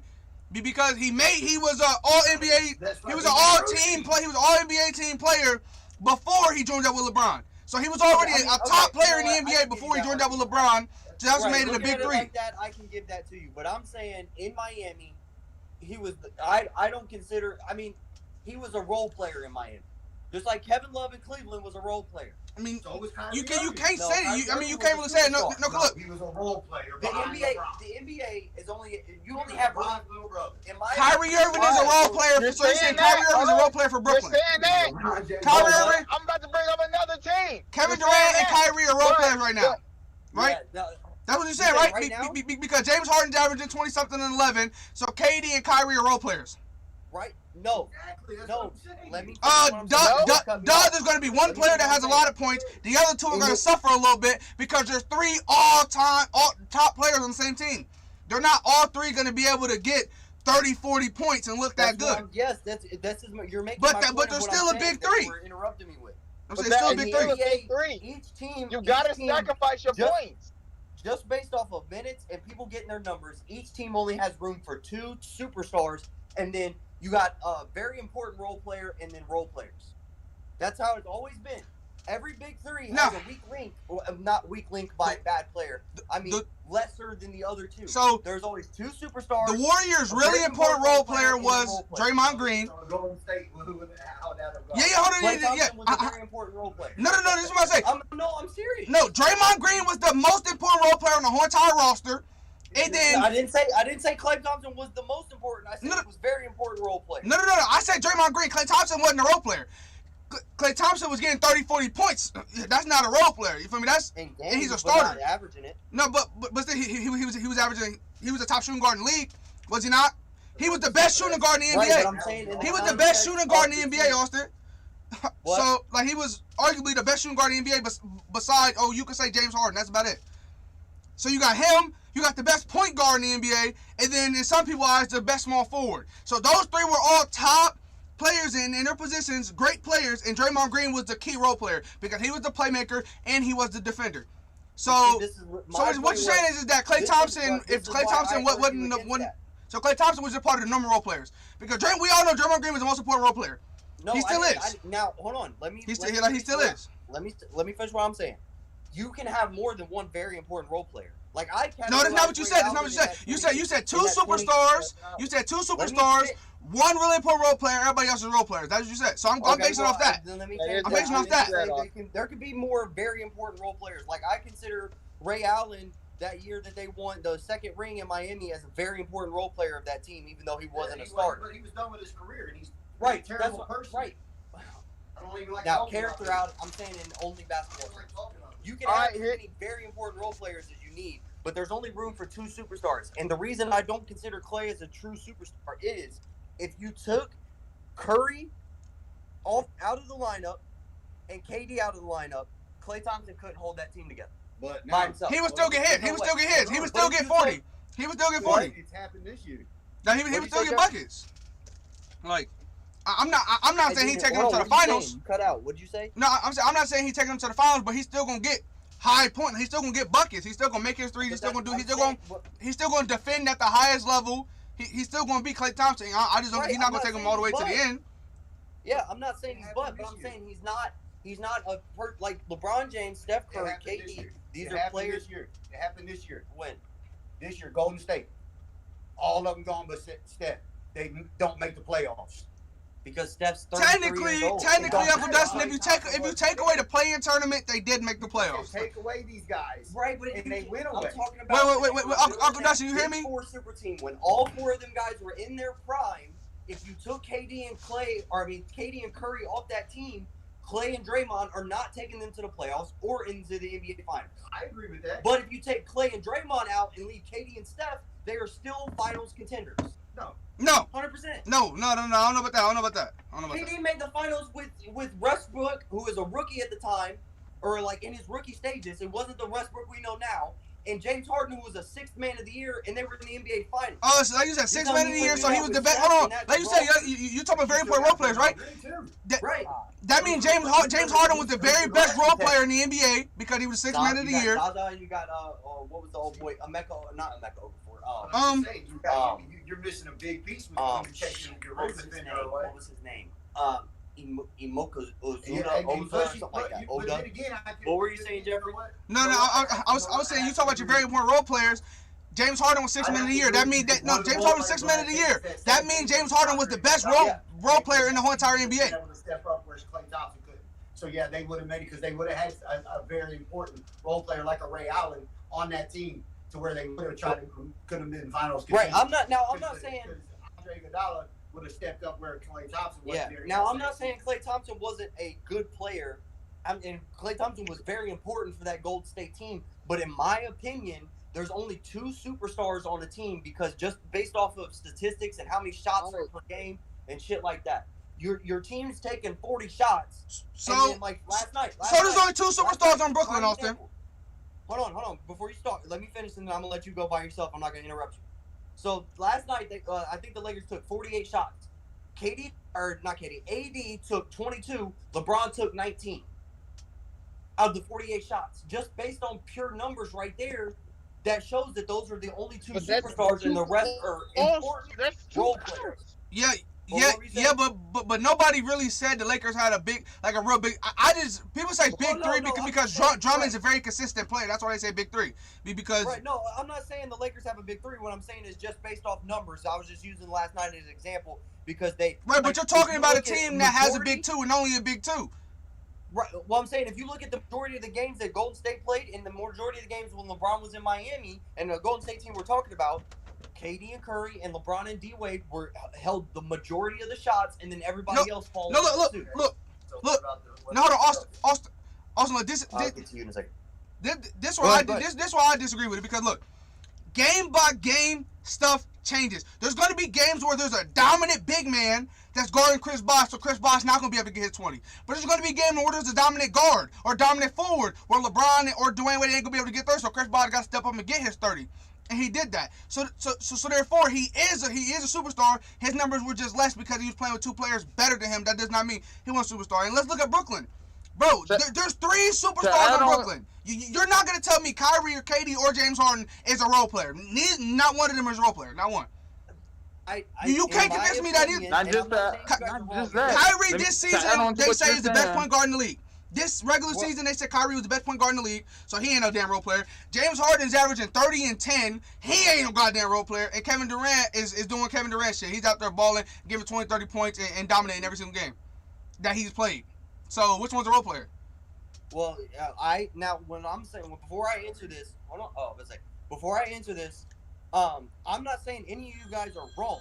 I'm just saying my opinion on what I feel is what's right for me. I'm not saying none of you guys are wrong, but I feel like Kyrie is the very, very important role player. No, he's not a role player. He sets up he gets off his sets up. He gets ISO looks majority of the bro. Kyrie shoots a lot of shots just as well as them. Kyrie is a good player. Kyrie's a good player, but I would categorize Kyrie as a 4-star player, and KD and James Harden are 5-star players. A 4-star is still a superstar. A 4-star is still a superstar. Because Kyrie's a really good scorer, but Kyrie's not really good at passing the ball. He's not really good at rebounding. He's not the best defender you've ever seen in your life. He can get a bucket, but there's other aspects of the game where KD and James Harden make up for it. James Harden's a really good assist maker. James Harden rebounds way better than Kyrie. But James Harden can't play defense. James Harden is right. It's not that strong. Let's talk about Kevin Durant. Kevin Durant's not that good against anybody that actually is quick. He's only good against the big, slow guys. Every single player has weaknesses. So just saying Kyrie's weaknesses does not take anything away from his superstardom. Kyrie Irving is arguably the best point guard in the NBA. How the fuck is the best point guard in the NBA a role player? It's impossible. He's the best player in his position in the whole entire league. So how is he a role player on his team? A role player will never be a best player in their position. A top player ever. It's impossible. Right. I don't believe Kyrie's the best point guard in the NBA. The only player over him is that people say is Curry because Curry's in MVP talks. But I would say Curry or. But Austin, on God, I can go right now and get on my phone. The first 40 games of the season, everyone was saying Kyrie's the best, the undisputed. Nobody even talked about Curry was the best point guard in the NBA. People start talking about Curry when they know, okay, the Warriors have a chance to make the playoffs, and Curry dropped 62 points. That's when Curry's name was actually brought up into MVP talks like that because he was leading his team to the thing. But when everybody expected Kyrie, obviously his team was going to make the playoffs no matter if he played or not. Same thing if KD didn't play. they were still gonna make the playoffs. If James Harden didn't play, they still were gonna make the playoffs. Right, but also I would categorize Damian Lillard up there as one of his number one best point guards in the NBA. No, but Kyrie's over Dame. That's something. Kyrie's over Dame. I disagree. Bro, Dame you put Kyrie on Portland, they're not losing to Denver right now. Right, but right. Also Dame has no help. But what also I'm saying is Dame in the last 2 or 3 years has finished in the top 10 of MVP voting. Kyrie is nowhere to be seen. Right, but do the injuries though. Do the injuries. That's the only reason. Injuries. That's the only reason. That was funny. No, but I mean Kyrie's been hurt every single year. He was hurt last year. Yes, he was hurt the year before. He even got hurt in Cleveland. Right, but also what hurts Kyrie is he's only a scorer. Kyrie. What the fuck is Curry? What is Curry? What is Dame? Neither of them got defense at all. Neither of them. Well, right. No, I'm not saying defense. What I'm saying is, Damian Lillard averages 30 and 8, 30 and 9. Chris Paul finished in the top 10 this year, but Chris Paul is averaging 15 and 10. You got Steph Curry who's averaging 30 and 9, 30 and 8. Kyrie's averaging 25 and 4. He's only a scorer on the offensive side. He doesn't distribute the ball like a point guard should. Yeah, but at the same time, neither did James Harden before James Harden went to the team he's on now. James Harden was a pure ISO player. That's the same role. That's what I'm saying. The role Kyrie has on the Nets is the same role James Harden had on the Rockets. Clear out. Right, he's gonna get you a bucket every single time. Not anybody questioning James Harden top shooting guard. No, Kyrie's role isn't to pass. It's to get buckets. And play and guard Kemba Walker, and he's been doing that, both of those, very well. Everybody's saying Kemba Walker, and now they're saying Kemba Walker didn't deserve the max contract, so Jordan was right. They're saying Kemba Walker's washed up, all that. I mean, all based off one series when one guy named Kyrie Irving was guarding him. Right now, I don't believe Kemba Walker. I believe Kemba Walker's the big fish in a little pond. He's a really great player on a bad team, but he's not going to be that great player on a good team. I've always said that since. No. Kemba Walker is not, like you said, you talking about role players. Kemba Walker is not a good role player. He's a good best player on this Celtics team. Most games he's third, fourth option majority of the games because Jaylen Brown and Jason Tatum get there first. Mm-hmm. So he's like I would, Kemba would relish right now in Houston. Because there's no other superstars in Houston, he would be the number one scorer, but Houston wouldn't make the playoffs. Yeah. You know what I mean? Like that's. Well, I'll be honest. I think even at Utah, even though they're really good, I think him coming in because if he comes to that team, Kemba's going to be the first or second option in scoring. Mm-hmm. So but even a team like that, where they're going to get him his looks, you know. I like Kemba. I'm not saying Kemba's bad. Yeah. I'm just saying he's really good on a bad team. Yeah. But I would say I just feel like there's only room for 2 superstars on a roster. And then, Dad, you asked me about Boston. In Boston, I would probably say Jaylen Brown and Jason Tatum are the superstars, and everybody else. Are you talking about the 80s, Boston? I'm talking about the Kevin. Ray Allen was definitely a role player on that team.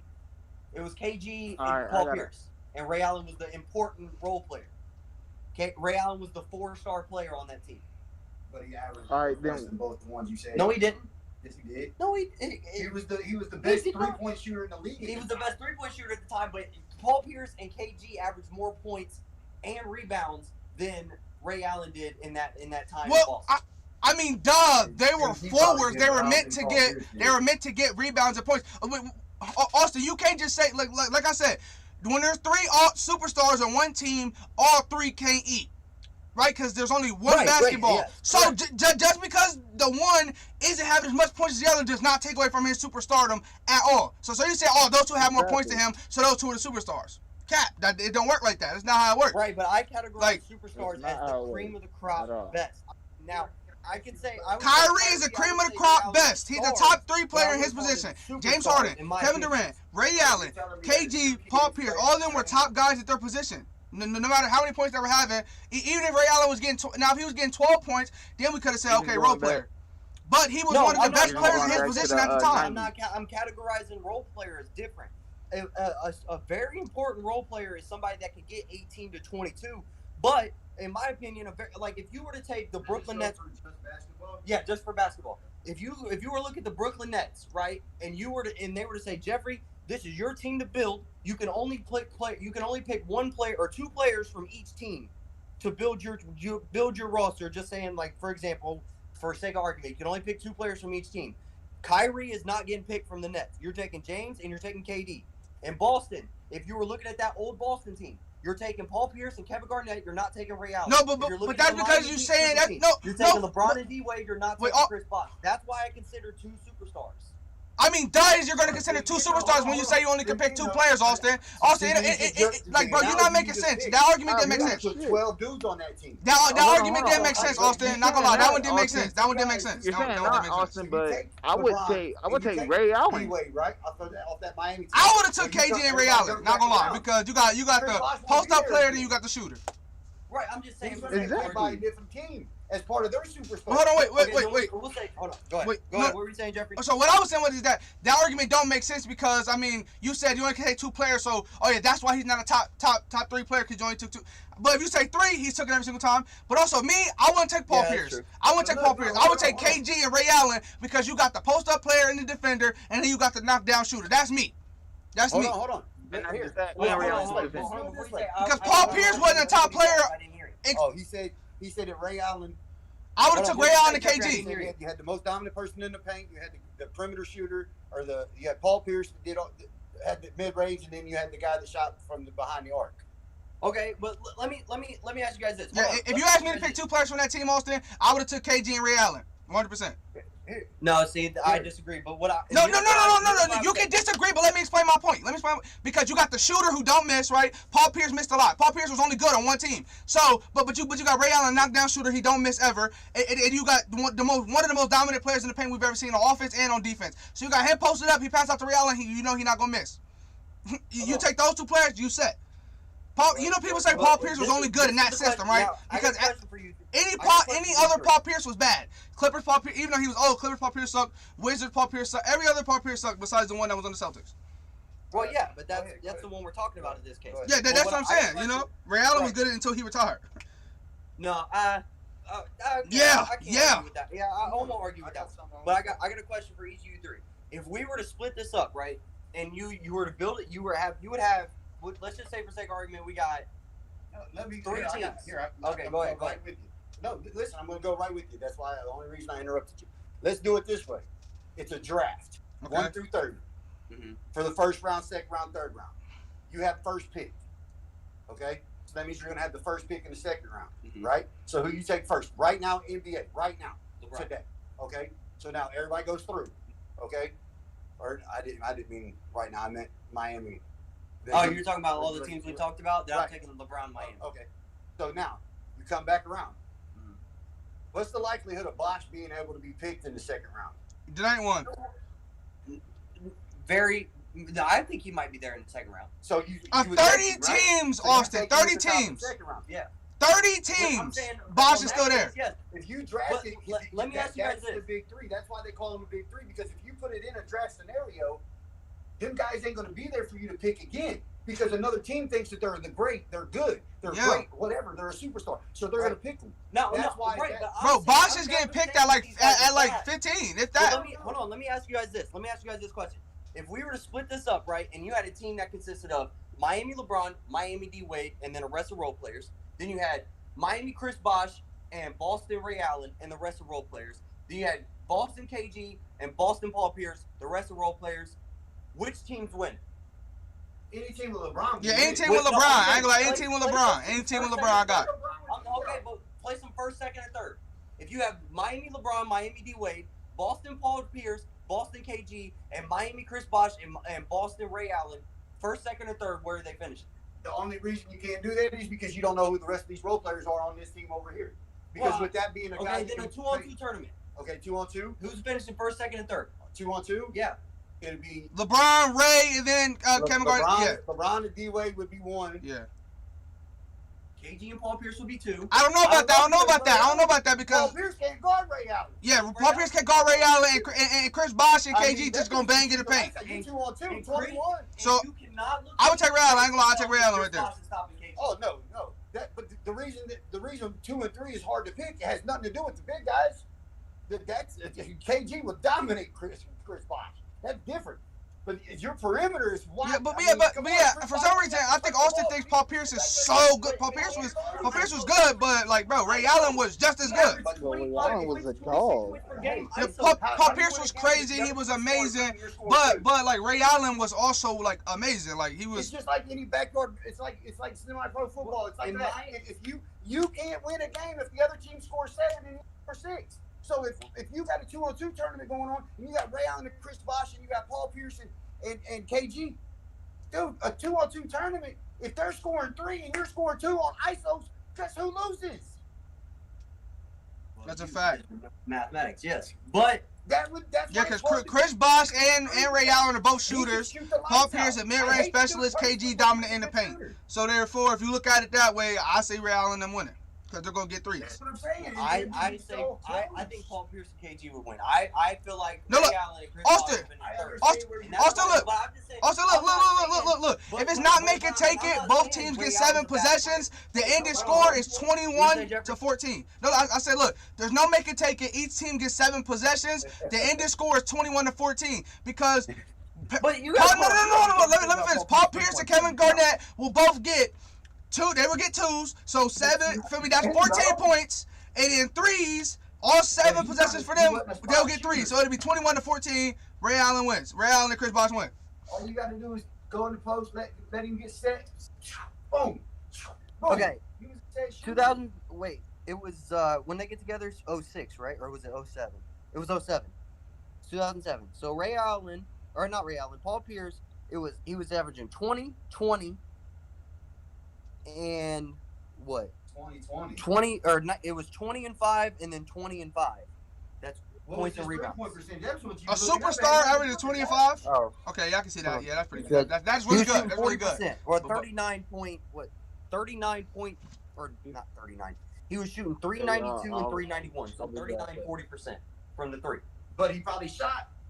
He probably shot 30 to 40 less than Ray Allen does in his for the year. In 2008, when they won the championship, he shot 39% from 3, almost 40%, and he took 5 3-pointers per game. Let me look at Ray Allen.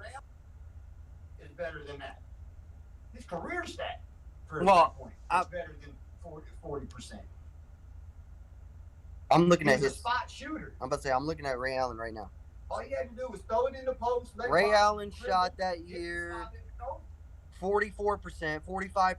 Hold on. That was his field goal. No, wait. Hold on. Wait, hold on, quick, Austin. Hold on. Paul Pierce was 06, 07, right? Hold on. And he took 6. Wait, Austin. Paul Pierce took 5. Hold on, Austin, wait. For a whole season, that's what I'm looking at it right now. He took 6 per game. 6 per game. Oh, 6 per game. And Paul Pierce took 5 per game. And Paul Pierce shot Austin. 392, and he shot 398. Austin.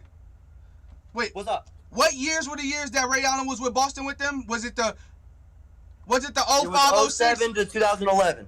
Okay. So, wait, hold on. So, okay, yeah. And also, Ray Allen never averaged over 20 points at all after when he got to Boston. Right, but Paul Pierce averaged 2 more points than him, my guy. 2. So the 2 points is different from a superstar to a role player. A 5-star to a 4-star is 2 points. On that team, yes. No. I'm talking in general. So you telling me a 5-star player to a 4-star player is a 2-point difference? To me, a 5-star is 20 plus, right? A 4-star is then 15. It's like the 15 range. That's the difference. Like 18 points, and you're with 3 other like superstars. 18 points is really good. You're getting 18 points with 2 other guys shooting majority of the shots, or shooting a lot of shots as well. You still getting 18. So you're telling me if you had $100 million and you only had $100 million to give out, one guy averaged for the last 5 years 20 points, and one guy averaged 18 points, you're going to give your $100 million to the 18 points guy? It just depends. It just depends on the system and how they worked. It depends what I got. If I got LeBron on my team, I'm never taking Paul Pierce. Right, he's a spot shooter. Paul Pierce can go right. Paul Pierce can go right. At that point, a 2-on-2 tournament, that's all you need is a spot shooter. Right, that's all you need. I'm talking about in the NBA. No, I'm talking about if you had $100 million to play in the NBA, you're going to get the guy that can do more with the basketball and average 20 points. You're going to give him the $100 million before you would give the guy that averaged 18 points but can only shoot 3. if I had LeBron James and D Wade, I'm going to bring Ray Allen in for that money because I know I got the guys that Well, are if you had $100 million, you wouldn't have those. But I'm just saying, it depends on who you had on your team to decide which two of the guys you're going to play. Yeah. Because just because they're 2 or 3 points away from each other in career average or in season average. Well, there's variables to everything. I'm just saying. Right. It would just be hard. It would be hard if you're to say. starting your team, if you have nobody on your roster, and the first thing you were doing is giving $150 million to one player. Oh, I got it, Austin. I got it. Look, listen. When both of them were star players on their team, so hold on. Wait, hold on, Austin. Look. When Ray Allen was in Seattle, he was having 25, 26 points, just like Paul Pierce was having when he was a star. So he is a great star player as well. The only reason why his points dropped is because he joined 2 superstars. Right, no, I'm not talking about Ray Allen for his career because then we would have Paul Pierce for his career too. Right, I'm saying right, no, it's exactly the same. That's what I'm saying. When Paul Pierce was the man on his team, he had the same amount of points average that Ray Allen did. His stats went way down, man, when he left. No, wait, did you hear me, Austin? What? It's this. What I'm saying is that let's compare the careers. It's exactly the same. When Ray Allen was the best player on his team, the main guy, he was averaging the same amount of points that Paul Pierce was when he was the best player on his team. They were both having 25 one year, 26 the other year. They both had the exact same thing. So when they were the best player, that's what I'm saying. But when they were together, Paul Pierce had 20, he had 18, so Paul Pierce is better. No, that don't make sense. When they both were best players on the team, so you're talking about if you're a star player, if my star player will give me 25, 26, and he can shoot better than the other one, I'll take him. But you feel what I'm saying? You can't take the ball. You feel what I'm saying? When they both were stars, best players on their teams, they both put out the same exact thing. About Ray Allen's defense ever. But here's the thing. Here's the thing about super teams. When somebody builds a super team, or when something happens and a super team happens in the NBA, these superstars are talking to each other before it gets done. Yeah, of course. Like AD and LeBron got together and said, "Hey, if you come here, this is what I can make sure you get." Yeah, right. On the court. Right. Bro, on the court, Anthony Davis said it in the interview. He said, Bron told me if I come here, he was going to win me one. You took AD's numbers in New Orleans compared to his numbers in LA. He's taking a hit by joining that team. Just like Kevin Durant is taking a hit when James Harden comes. Yeah, he was good. He was good. With Kyrie as his teammate. Yes. He was still doing his thing. But when James Harden got there, he took the ball away. So Uncle Dustin. He didn't take the most hit. Kyrie took the most hit with James Harden showing up. Kyrie's good, but he's never been. Team. And James Harden is right underneath. Now look, Kyrie was the man and was supposed to be his team. In Cleveland and in Boston, it's blown up. He's always had to have something. He's been somebody's little brother. I agree. He was LeBron's little brother. Then he became KD's little brother. But now he's an afterthought. Yes. In Brooklyn. The only reason people bring him up is because he touches the ball almost every time because he's the point guard. Yeah. But here's my thing. Here's my thing. So you're telling me if Kobe, Jordan, and LeBron all be on the same team, they're all not, or one's not gonna take the most hit or big hit? You hear me? Nothing against about what I'm gonna say, and I want to make sure I say it loud enough to where everybody can hear if anybody listens to it. But he took a sabbatical for his religion. He missed like a week and a half of basketball this year because it was good for him. That's his religion. If that's what he believes, go do you. I mean, he is Australian though, so he obviously doing the same beliefs as us. But yeah, I have nothing against it. But if you want to be the man somewhere, sometimes things over trump other things. Yeah, he knows he knows what his. But that's just like with Ray Allen. But this is what I'm getting to. That's like what you have to do. But that's what they had to do with Ray Allen when he came. That's what they had to do with Chris Bosh. When Chris Bosh was in Toronto, he was on the cover of Sports Illustrated. Right. They were fighting for everything. So LeBron and D-Wade took him in the arm. LeBron and D-Wade took Chris Bosh in their arm and said, "Look, you're going to become the little brother. Yes. You're a superstar, but you're going to become the little brother." He's a star, but he wasn't a superstar. He was the man. He was a superstar at the time. Hold on, but so they said, look, we're all superstars. So are you saying De'Aaron Fox is a superstar? We're not going to win just one, not two. And they did the whole little thing and got up to like 7. Yeah. But Chris Bosh was not a superstar. Yes, and when he came there, he was. Are you telling me De'Aaron Fox is a superstar because he's the best player on his team? No. But Donovan Mitchell is. Just because Chris Bosh was the best player in Toronto, Toronto was winning 20 games a year. Dude was on the cover of Sports Illustrated. LeBron James took a worse roster than Chris Bosh ever had in his career in Toronto. Name one time. Name one time. Chris Bosh was sitting at home in the playoffs. Name one time Sports Illustrated has ever put somebody that wasn't a superstar in the NBA on their cover. They've done it multiple times. When you hit the cover of dude, Chris Bosh was a 97 or whatever when the video games came out. I think they put. So Isaiah 25 Thomas and 10 isn't a cover, superstar, Austin? Or the new Isaiah Thomas on the cover of the Sports Illustrated magazine. Wait, Austin. Yeah, because he was naked with the ball in his hand. That He was not has nothing to do a with superstar. basketball. Wait, That was Austin. personal stuff. Look. What do you say, Jeffrey? No, I'm saying so you saying 25 you saying the guy think this that nigga won the Paul video Pierce game. was a superstar and Paul Pierce had like 20 points or whatever when he was with them. So you saying Right. 25 and 10 isn't a superstar? Yes. 25 and That's 10 is not a what superstar, Boston but that had. weak ass 20 points is a superstar though. No, hold on. Huh? You Like just said yes. You could be 25 and 10 isn't a superstar, right? You were just talking about it with Kimba. You could be the best. Chris Bosh is a really good player on a really bad team. Okay. Would you put him on a really good team? Here's my thing. Kobe, LeBron, and Jordan on the same team. One of them not taking a hit. Chris Bosh wasn't an average player. I take that back. He They got to. One of them have to. Yes, Right. that's my argument. There's only room for two. There's only room for two top dogs. No, but it don't make sense though. But does that take away from the superstardom? Does that take away from them being a superstar because they're all three on the same team? You have to have No. one. I mean, look at it right now. No. You're saying. One. There's a one. So where are you saying one the thing, top dog in the Lakers? LeBron. But AD has. No. LeBron's got the best team. LeBron has the best player on the Lakers. Anthony Davis is the best player on the Lakers because LeBron getting old. LeBron's gonna be the number one dude on any. Dude, he brings the ball up the court as a power forward. Dude has made his own position in basketball. Right, but when I'm saying Literally. there's room for two. No. The reason Everybody there's else kids- follows suit behind the two There's superstars. kids that are getting to his size that all they're doing is dribbling the ball, trying to be point guards, trying to be the three, trying to be the four. That because of him, he's made a position that now is being duplicated, and that people are. It's like it's just like in any other sport. There's no other sport you can really compare it to. But dude has went from 1, 2, 3, 4, and 5 on the court to where now it's one on his team. It's 1, 2, 3, 4, and then 8. Dude's his own position. No. LeBron made there is no positions now. There is no 1. There is no 2.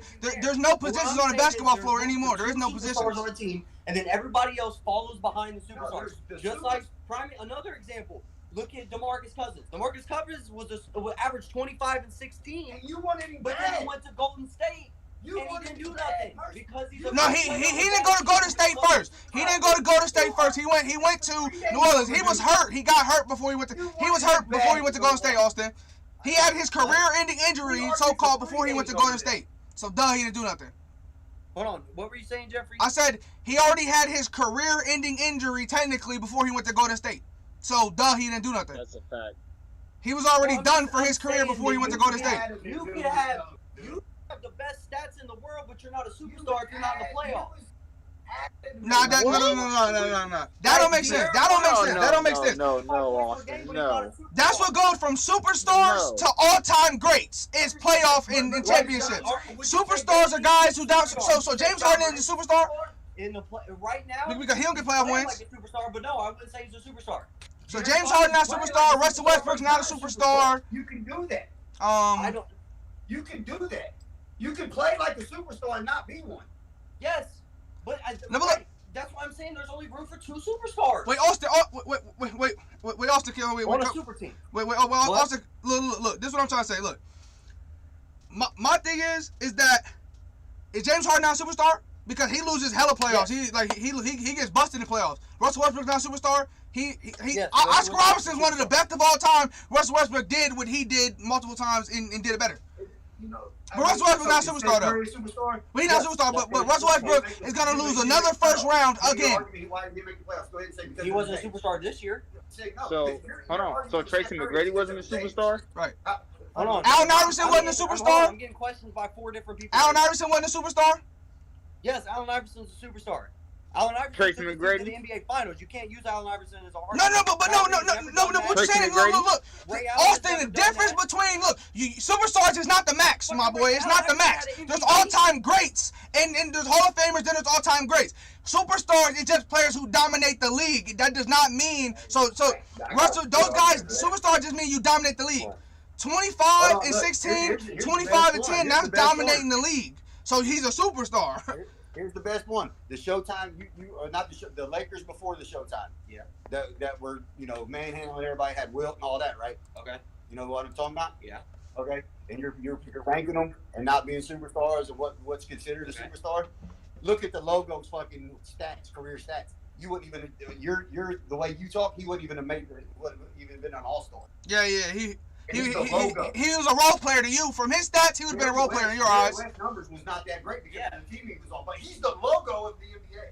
Yeah, he represents the NBA. He's the NBA. He wasn't a great player though. And he You won guys the. are acting like I'm saying there's two good players and everybody else is ass. No, what I'm saying is there's two top dogs and then everybody else follows behind the two top dogs. There's That's all I'm saying. I'm not saying No, but it don't work. That's not the case. Like, that's not even close to being true. That's not even close to being true because what happens when a top dog gets hurt? Hold on, this is what I'm saying. Chris Bosh is a great player. Chris Bosh deserves to be in the Hall of Fame. But if you take Dwayne Wade or LeBron James off that team, they don't win a championship.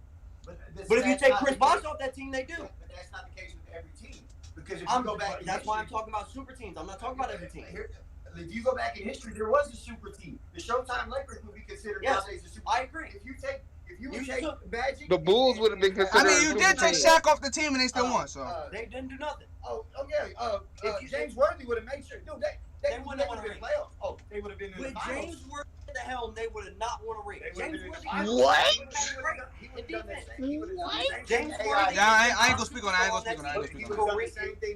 If it was James Worthy and Kareem, no rings. If it was Magic and James Worthy, You said James Worthy and Kareem. No, I'm a Lakers fan, so I'm trying to stay out. I ain't gonna because they just gonna say I'm biased. Yeah, we gotta stay out of this, Jeffrey. Yeah, they just gonna say I'm biased. We gotta stay out of I this. don't care. We can put James Worthy and Kareem on the fucking Rockets, and they're gonna win something. But Aiden couldn't dribble a basketball. How is he AI? But everything else he did Bro, was like- exactly the same. He would have been able to I don't take know. the team. to the They done finals. won. That was no way.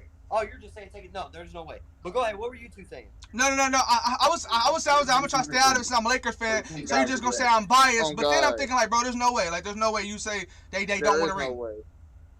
What? No. I was trying to stay out of it because I'm a Lakers fan, but at the same time I just can't. So like, there's no way that those two greats don't win a ring. There's no way. James Worthy and Kareem. Hold on. Those two. Who are you saying by those two? You said James Worthy and Kareem don't win a ring. Worthy and no rings with Magic and Worthy. He's saying that there would be rings, but they would still be winning rings together. There's no way. Yes, they would. I'm not. Come on. How do they win a ring? Austin, you saying not one championship. You saying they're not gonna win one single one. That's cap. That's so cap. Not one. That's cap. I ain't gonna. That's big cap. Contract for a Big reason. cap. Big cap. He led them to those championships. You take him off that roster, they don't win a single ring in the 80s. Against the Boston Celtics without Magic Johnson, there's no way. They would have. There won't be no basketball if it was without Magic. You told us many times they played each other that they wouldn't win one. I got one. To the NBA championship. How would he be leading them? It would still be Kareem leading them. All he has to do is get the ball down the court and get it to Kareem. It would have been over. Okay. But Yeah, Magic was known for his passing. He wasn't really known for his, he was known for getting buckets, but he was known for his passing. So the same guys are still shooting that got the passes from him. As the defensive team, they wouldn't let nobody. You hear what I'm saying, Dre? Yeah, Magic's biggest thing was his passing. Right. So those guys are still going to be shooting the shots that he passed to win the championships. Oh God, bro. So as many times as Celtics and Lakers played in championship, they win one. Like, hold on. Repeat what you're saying. Repeat what you're saying. I said Magic was known for his passing. So that means the same guys who won the championships with their shots will still be shooting the basketball. That's what I'm saying. Magic Johnson was known for being a 6'9", passing, demigod, all that. So the same guys still be shooting. As many times as they played each other, they will at least win one. Look at the Warriors. Look at the Warriors versus the Cavs, and they kept playing each other. The Warriors versus the Cavs. LeBron got one. The Raptors snuck out and won the championship. They would win one. They would have never been. If Magic never played for the Lakers, they would have never been the Showtime Lakers. Because Magic invented the Showtime Lakers. Okay, yeah, you take away the nickname, but you still got two great players on the team. Because Magic was a 6'9" guy that could run and dish the ball and also score the ball. If you don't have that, what are you doing on the fast break? Nothing. You just made my argument like LeBron would be number 1 over KD. Okay, I don't disagree with that. Why? You said it. You just said it just when you asked me the question just a minute ago. How would you rank the Lakers? And I said LeBron would be 1, and you was like, no. You said AD. Okay, you said AD. I thought But you said KD. look, you just made my argument. LeBron. No, I his own agree with that. position. I agree with what you're saying. But I'm just saying, I'm not saying that these guys are bad players. What I'm saying is there's only room for 2 superstars, and then everybody else follows behind the 2 superstars. Statistically, that's all there can be. You can have a guy score 40 points, but he's not going to do it. Klay Thompson didn't score 30 points for the season, but KD and Steph did. I'm not saying Klay was bad. I'm not saying these guys are bad players. But I'm saying in a true super team, there's only okay, so true super team, one guy getting 20, the other guy getting 18 is a big ass difference. Get the fuck out of it. That don't make sense. 2 points. 2 points is separate the superstar from a role player. No, what the fuck? 18 and 20 is the same shit. Team, yes. No, Austin. If he was getting 25 still, then yes. If he was getting his 25 still, if he was having 25 and the other guy was getting 18 now, I'd be like, yeah, you got that one. But 18 and 20, no. That's literally too close for you to say this guy was just a solid role player. This guy was the best player on the team. Like, you can't say that. That's not what I'm saying. That's exactly what you said. You said 2 superstars and then just guys who follow behind them. That's what you said. No, they were literally the same. They were on the same level. So hold on. There's a lot of games that Boston would have lost without Ray Allen. But what I'm saying is, on that team, it was Paul Pierce, it was Kevin Garnett, and then everybody else was behind them. Not bad, not terrible, but they were not on their. They weren't the superstars of the team. Awesome, you're saying that, but here's how it went. Steph Curry averaged 26 a game. KD averaged 26. Clay averaged 20. He was still getting buckets. He was still. Yes, I agree. Wait, no, you can't say that because Paul Pierce getting 20. He was the best player on the team. Klay Thompson getting 20. He's a role player. Don't make sense. Don't make sense. Player for that it don't team, make bro. sense, bro. It don't make sense. I can hear that. Listen. Just listen. So 20 points equals best player on the team for one guy, but the 20 points for the next guy means he's just a solid role player. No, now you just switch the shit up to try to keep your point, but it doesn't make any sense. Don't make sense. This is what I'm saying. Hold on. This is what I'm saying. I'm not. You guys are thinking a role player like 15 points, 12 points, barely gets in the game. No, I'm not saying that. I'm saying Klay Thompson was very important for winning a championship for Golden State. He was one of the most key pieces on that team. But he was not the top 2 dog on the team. He was behind the top 2 dogs on the team. Bro, that's because you said 2 dogs. Bro, there was a top 3. There was no top 2. There was a top 3. Obviously, if you say top 2, you're going to pick Curry and KD because you only able to pick 2 people, and those are 2 MVPs. That's why there's 2. But if you say top 3, you're picking him every day of the week. He was just as important as both of those players on that team. There's a reason. He averaged 20 points. You take him off the team. You take him off the team. Who's picking up that slack? Who's picking up that slack? KD is not dropping 47. 46, and Curry not dropping 47. Hold on. Let me say this. There's a reason why. You guys would understand it better. I'm agreeing, Jeffrey, with everything that you're saying right now. You're not saying anything I disagree with. What I'm saying is that maybe if I switch it up, KD and Steph Curry were more important to the Golden State Warriors than Klay Thompson. Not true. Not saying Klay Thompson wasn't important, but KD and Steph were more. Let me say why that's not true, Austin. You take Klay off the team. Which one of them 2 is averaging 20 more points? So KD averaging 46. Hold on, wait, before you go. KD's not averaging 46 a game. Curry is not averaging 47. And also I got another thing. You said DeMarcus Cousins was no longer good on the Warriors. So no longer good is 16 and 8. That's no longer good, right? I'm not saying. I'm saying like as the top dog. I'm not saying. I'm saying he getting 16 and 8, right? Klay is averaging 21.5 points a game, right? Mm-hmm. So that's not superstar though. That's not superstar in your eyes. Not for that team. Bro, look. I ain't gonna. Okay, I'm gonna be honest. This is what you're doing. you keep just saying 2, 2, 2, 2, 2. Yeah, KD is going to be 2 if you only think of 2. Like okay, if we go back to the Bulls, yeah, only 2 players I picked Jordan and Pippen. But there was 3 great players on that team. But if I just say 2, I'm gonna pick 2. That Heat team, if you say 2, is gonna be Dwayne Wade and LeBron because you only said 2. But your argument would be if you said 3, and I would pick anybody else but that third. Or if you say name the best players on the Heat, I would always, forever in my life, always say LeBron, Dwayne Wade, Chris Bosh. And I would only name those 3. Right? You say name the top players on the Warriors team. I would say Curry, Clay, KD. Those 3 I would say.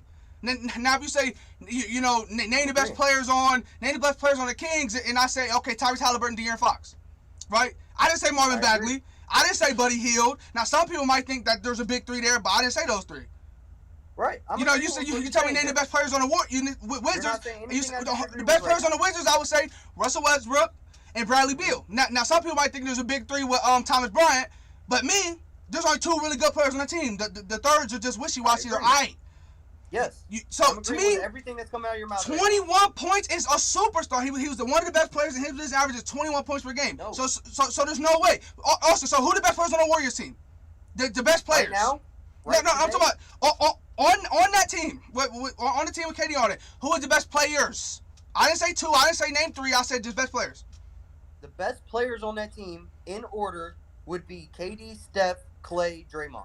No, I'm just saying. Okay, then you can argue he's a big 4 or whatever. I'm just saying. But you had to say Clay. So therefore he's feel me? Like that's what I'm saying. You can't say if I say name a big 2 on the Bulls, you're gonna say those 2 guys because you just talking about 2. But I said name the best players, and look who you named. You named the big 3. You named the 3 players that were the most important on the team who all average over 20 points. You take any of those players off, they're no longer the same team. You take Clay off that team, they're not the same at all. Nowhere near. The offense is way more stagnant. I think this is what I think, and I truly believe it. If you take Steph off that team, I don't think they win a ring. If you take KD off that team, I don't think they win a ring. You can't say that because they did. You can't say that because they did. Before, with LeBron, when he didn't have Kyrie. No. They beat LeBron and Kyrie. When? 2015, the Warriors won. In 2016, LeBron won, and then 2015, Kyrie was hurt. But he won hurt all the games. He won hurt every single game. Yeah, he got hurt in game 1 that series. But Kyrie was but I mean still, they won a ring. You can't talk about injuries though. They won a ring without KD. And they went 73-9 without KD. They were the best team in history without Kevin Durant. No, they weren't the best team in history. They were the best. Regular season team. Austin, name another team that was 73-9. There isn't one. That Bulls team was 72-10, but they won a championship. That's bullshit anyway. But the Warriors want to get the best player to ever touch the basketball though. They want to get the best player to ever touch the basketball. I'm agreeing with what you're saying. I'm saying they weren't the best team. They had the best record, but they were not the best team. But that's literally the same thing. They were the best team in the league ever in the regular season. But they would have won a championship if they weren't going to get the best player ever. They want to get the best player ever, so they lost. Like what? They want to get the best player ever with solid pieces on his team, and he was the best player ever touch a basketball, so they lost. And he had Kyrie. Right. And he had Kyrie that series. Right, but still, LeBron and Kyrie, like LeBron was getting 40-something %. Bro. Yeah, no, right. I'm not taking anything away from LeBron that series. I'm saying 2015, he didn't have his second superstar on the team. Bro. They lose. Here's my thing. They go against any other team besides LeBron. If LeBron was hurt or they didn't go against the Cavs, they win. LeBron's the only reason why they lost. Do you honestly think in that 2015 year, if Kyrie stayed hurt but Kevin Love was healthy, do you think LeBron wins a ring? You have to get, I think he got a better chance because it was close without him. He didn't get swept. I don't think so. He didn't get swept though. No. Every single game was close.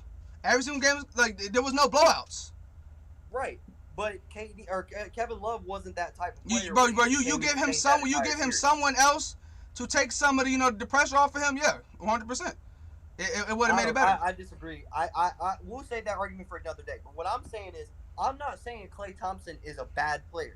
I'm not saying that. What I'm saying is, if you take Klay Thompson off of that Golden State Warriors team, KD would have scored more, Steph would have scored more, Draymond would have scored more. They would have made up for Klay not being there, and they still would have been title contenders. Austin, now offense wouldn't have worked as well as it did. It wouldn't have because literally Klay was the pressure valve that fuck.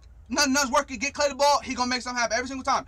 He was a guy when KD wasn't getting his and Curry wasn't getting his, he always got his, right? Because he always got his, right? But also there was games that, I mean, yeah, like Clay was just as important as them. That's what I'm saying.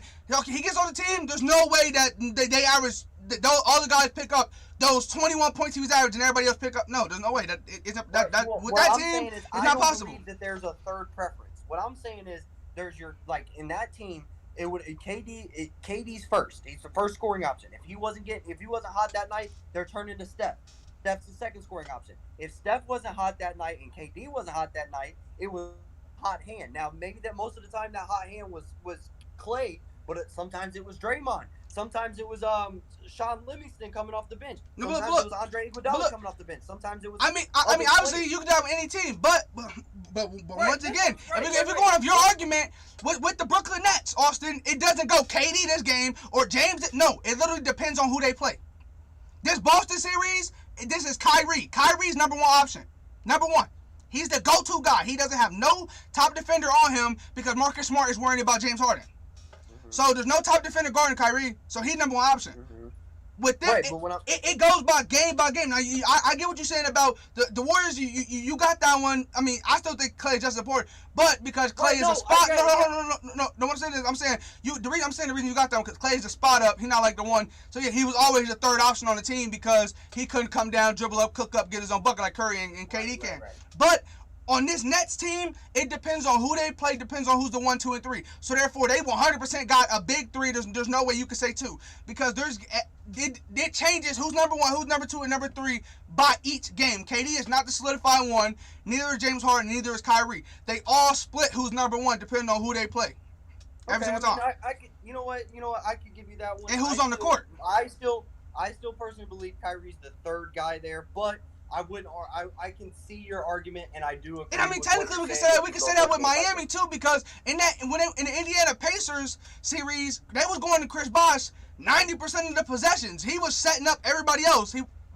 Because depending on who they went against, depending on who was the number one option, every single time. No, I still feel like it was LeBron always is the top. But LeBron, I literally remember watching that. LeBron used to bring it down the court, get that bitch to Bosh. Bosh was trying to get a bucket. Bosh is getting clamped up. He kicked it back out. But every single possession, they were trying to get Bosh because there was no real solidified, real good. Yeah, I mean, you can go playoff series by playoff series, but I'm saying as a bulk whole, LeBron was always number 1, Dwayne Wade was number 2, and then it was hot hand after that. Because in that 2016 game with San Antonio, they were riding on Ray Allen a lot in that series. Right, because what? Bosh, Wade, and LeBron all were good at slashing and around the rim. So when he was spacing the floor, yeah. Right, yeah. So Ray Allen was hitting because he was the only guy that really was the knockdown space floor shooter. That's why I'm saying that's what made it tough for Bosh, because Bosh could shoot, but his main game was also the same as LeBron and Dwayne Wade's. So that's why technically went hot hand. It was them. It did go Wade. It did go Bron, Wade, Bosh. But like you said, not 99% of the time it wasn't always Bosh that was gonna be hot though, because yeah. So because it's all these players are professional basketball players, so all of them know how to get buckets. So that's what I'm saying. This is what I feel. If you look at all the super teams in the NBA history, right? All the guys that you would consider a big 3 or big 4 super team, okay? If you took the number 1 guy off, I don't think there's no way that most of them, probably all of them teams, don't win a ring. If you take the number 2 guy off, there's very few that will win a ring, and it would be fucking very difficult to win the ring. But if you take the 3rd guy off, there's a lot of times they would win the. I mean, I feel like most of, if not all of them, would win the ring if you take the 3rd guy off. So you take Fred VanVleet off that Raptors team, they win. Yeah, I think that was Kawhi's team. No, it wasn't. No. It wasn't. No, I'm saying he was the 3rd option though. I don't know. But then also Kyle Lowry was the 3rd option too. No. Kyle Lowry literally shot the most. He shot more shots than Kawhi. I remember hearing that he shot more shots than Kawhi Leonard did in the finals in the playoff run. Okay. He shot more shots than Kawhi did. Right, but I'm saying on that. So Kyle Lowry was a solidified number 2. VanVleet was always the hot hand guy. If Kawhi was not feeling it and Kyle Lowry was not feeling it, VanVleet stepped up a lot, just like Clay, and dropped the 20-some points. Pascal Siakam was averaging 25 points in that playoffs as well. Right, I'm just saying, but like, okay. So if you count him, if you put him over Kyle Lowry, then so you take Van Vliet or Kyle Lowry with the team. It's tough for them to win that. But also, here's my thing: Phoenix don't got a big three. Because DeAndre Ayton is not no fucking role player. DeAndre Ayton is not a role player. Devin Booker is not a role player. Jeffrey, you said that really quick. Repeat what you said. No, I said, so you're saying the Phoenix Suns don't got a big three. Because DeAndre Ayton is nowhere near a role player. Neither is Devin Booker, and neither is Chris Paul. For the team, I feel like DeAndre Ayton is the third. Okay, no, role player, third option doesn't mean role player, Austin. Third option does not mean role player. It doesn't. So don't say you might hit the third option. Third option does not mean role player. I'm saying that's not a big three. That's a big two in your eyes. No, 20-something and 10 is not a role player. 20, close to 30 points averaging is not a role player. And I mean, I guess, okay, your MVP is a role player. Word. Chris Paul's a role player. In your definition, 15 and 10 is the role player, I guess. 18 and 10 is a role player. No, mine and your definitions of role players are different. That's why we're having this argument. My role player does not mean they don't score. That means what role player means. No matter whose opinion, role player means a guy who's just gonna do what the team needs and gonna roll with the flow by each game. That's a role player. Neither of these three guys do that. The team plays around them three every single game. DeAndre Ayton gives you the same thing every game. Devin Booker gives you the same thing every single game. So did Chris Paul. They don't change their games depending on who's hot or what. No. No, Chris Paul definitely changes his game. Technically, Chris Paul is supposed, before he got hurt, he was the 18 and 9 and 10 master. That's what he got you. So Chris Paul's the role player there, right? So the guy you saying the MVP is a role player. This is what I'm saying. Let me say, a role player can average as many points. I have no cap on points per game for a role player. My definition of a role player is somebody that changes their game for the betterment of the team. Like, the team doesn't build the game around them.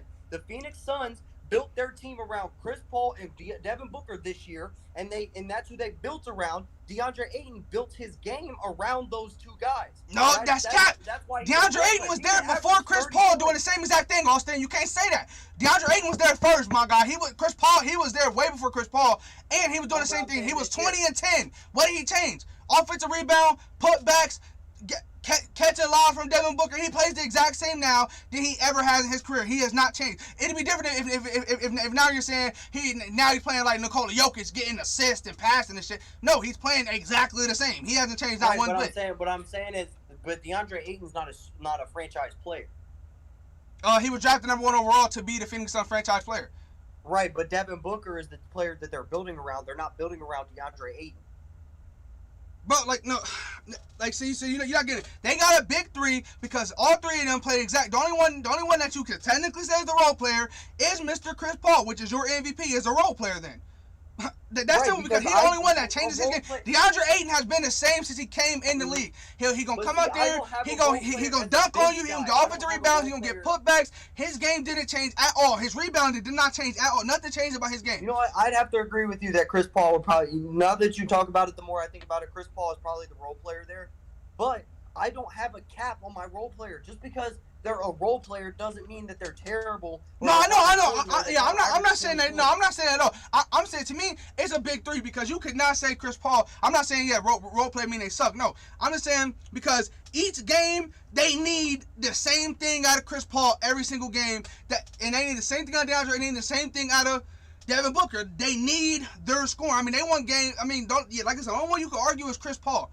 That's the only one because he didn't have it too hot of a game one and they lost. Now, I think Chris Paul is very important. I think Chris Paul is very important and is a really good player. But I'm saying Chris Paul has to change his game based game to game on how Devin Booker's playing and DeAndre Ayton's playing. Yeah, but at the same time, you could technically argue all point guards do that then. Besides, point guards like him, because obviously if DeAndre Ayton or Devin Booker had a hot hand, he's not looking to get buckets as much. He's looking to get them the ball. But the game, if they're not feeling it, he has to get his buckets. But Chris Paul, matter of fact, no, Chris Paul's not a role player because Chris Paul's the opposite. He is better playing with scores because look how good he was with James Harden. Look how good he was with Shai Gilgeous-Alexander. He's good when he plays with them because they're getting all the attention because they're getting all the buckets, and he's going to drop a quiet 20-piece with 10 assists because of his mid-range shots. So technically, I would say here, I think they got a solidified big three. But you can I can agree with you with you can say that DeAndre Ayton and Devin Booker are the big two, and then Chris Paul is just a super important role player. Because Yeah, I mean, Chris Paul didn't have too hot of a game one, but Devin my Booker and thing is, DeAndre Ayton did, and they won. So right, I'm not saying role player as like a jab. I'm saying role player as they just changed their game. They changed how they played. yeah, no, to yeah. fit the other two superstars. Like That's what I had said. That's why I said. That's why Mhm. like we have the same idea on role player, but at the same time, like to me, like they give the like Klay Thompson gave the same thing. He gonna knock down spot up threes, and he's going to play defense. He never did. He didn't do nothing different. That's what he did every single game. His role never changed. Curry role never changed. KD's role never changed. So that's why I say big three. I think before KD got there, Klay was a lot more involved in the offense. But no. Actually, the guy who took the most hit with KD was Draymond Green. That's why they argue so much, because Draymond Green Klay Thompson was still a spot up. Draymond Green was the playmaker. He was the guy bringing the ball up the floor and doing what KD basically did besides the scoring part. He brought the ball up the floor. He'll kick it to Klay, let Klay knock down a shot. He'll screen and pop. Like what that's why I love the offense. KD used to go set a screen for Curry, then go set a sneaky screen for Klay, and then he'll pop for a three by himself while Draymond had it or Sean Livingston had it or something like that.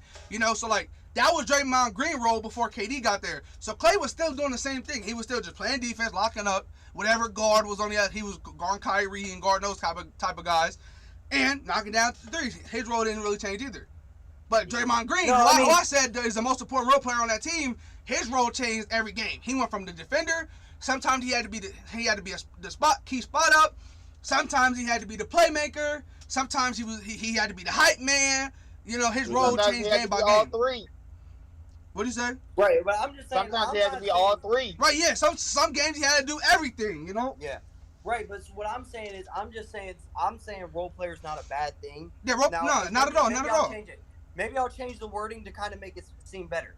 2 superstars, a star, and then role players.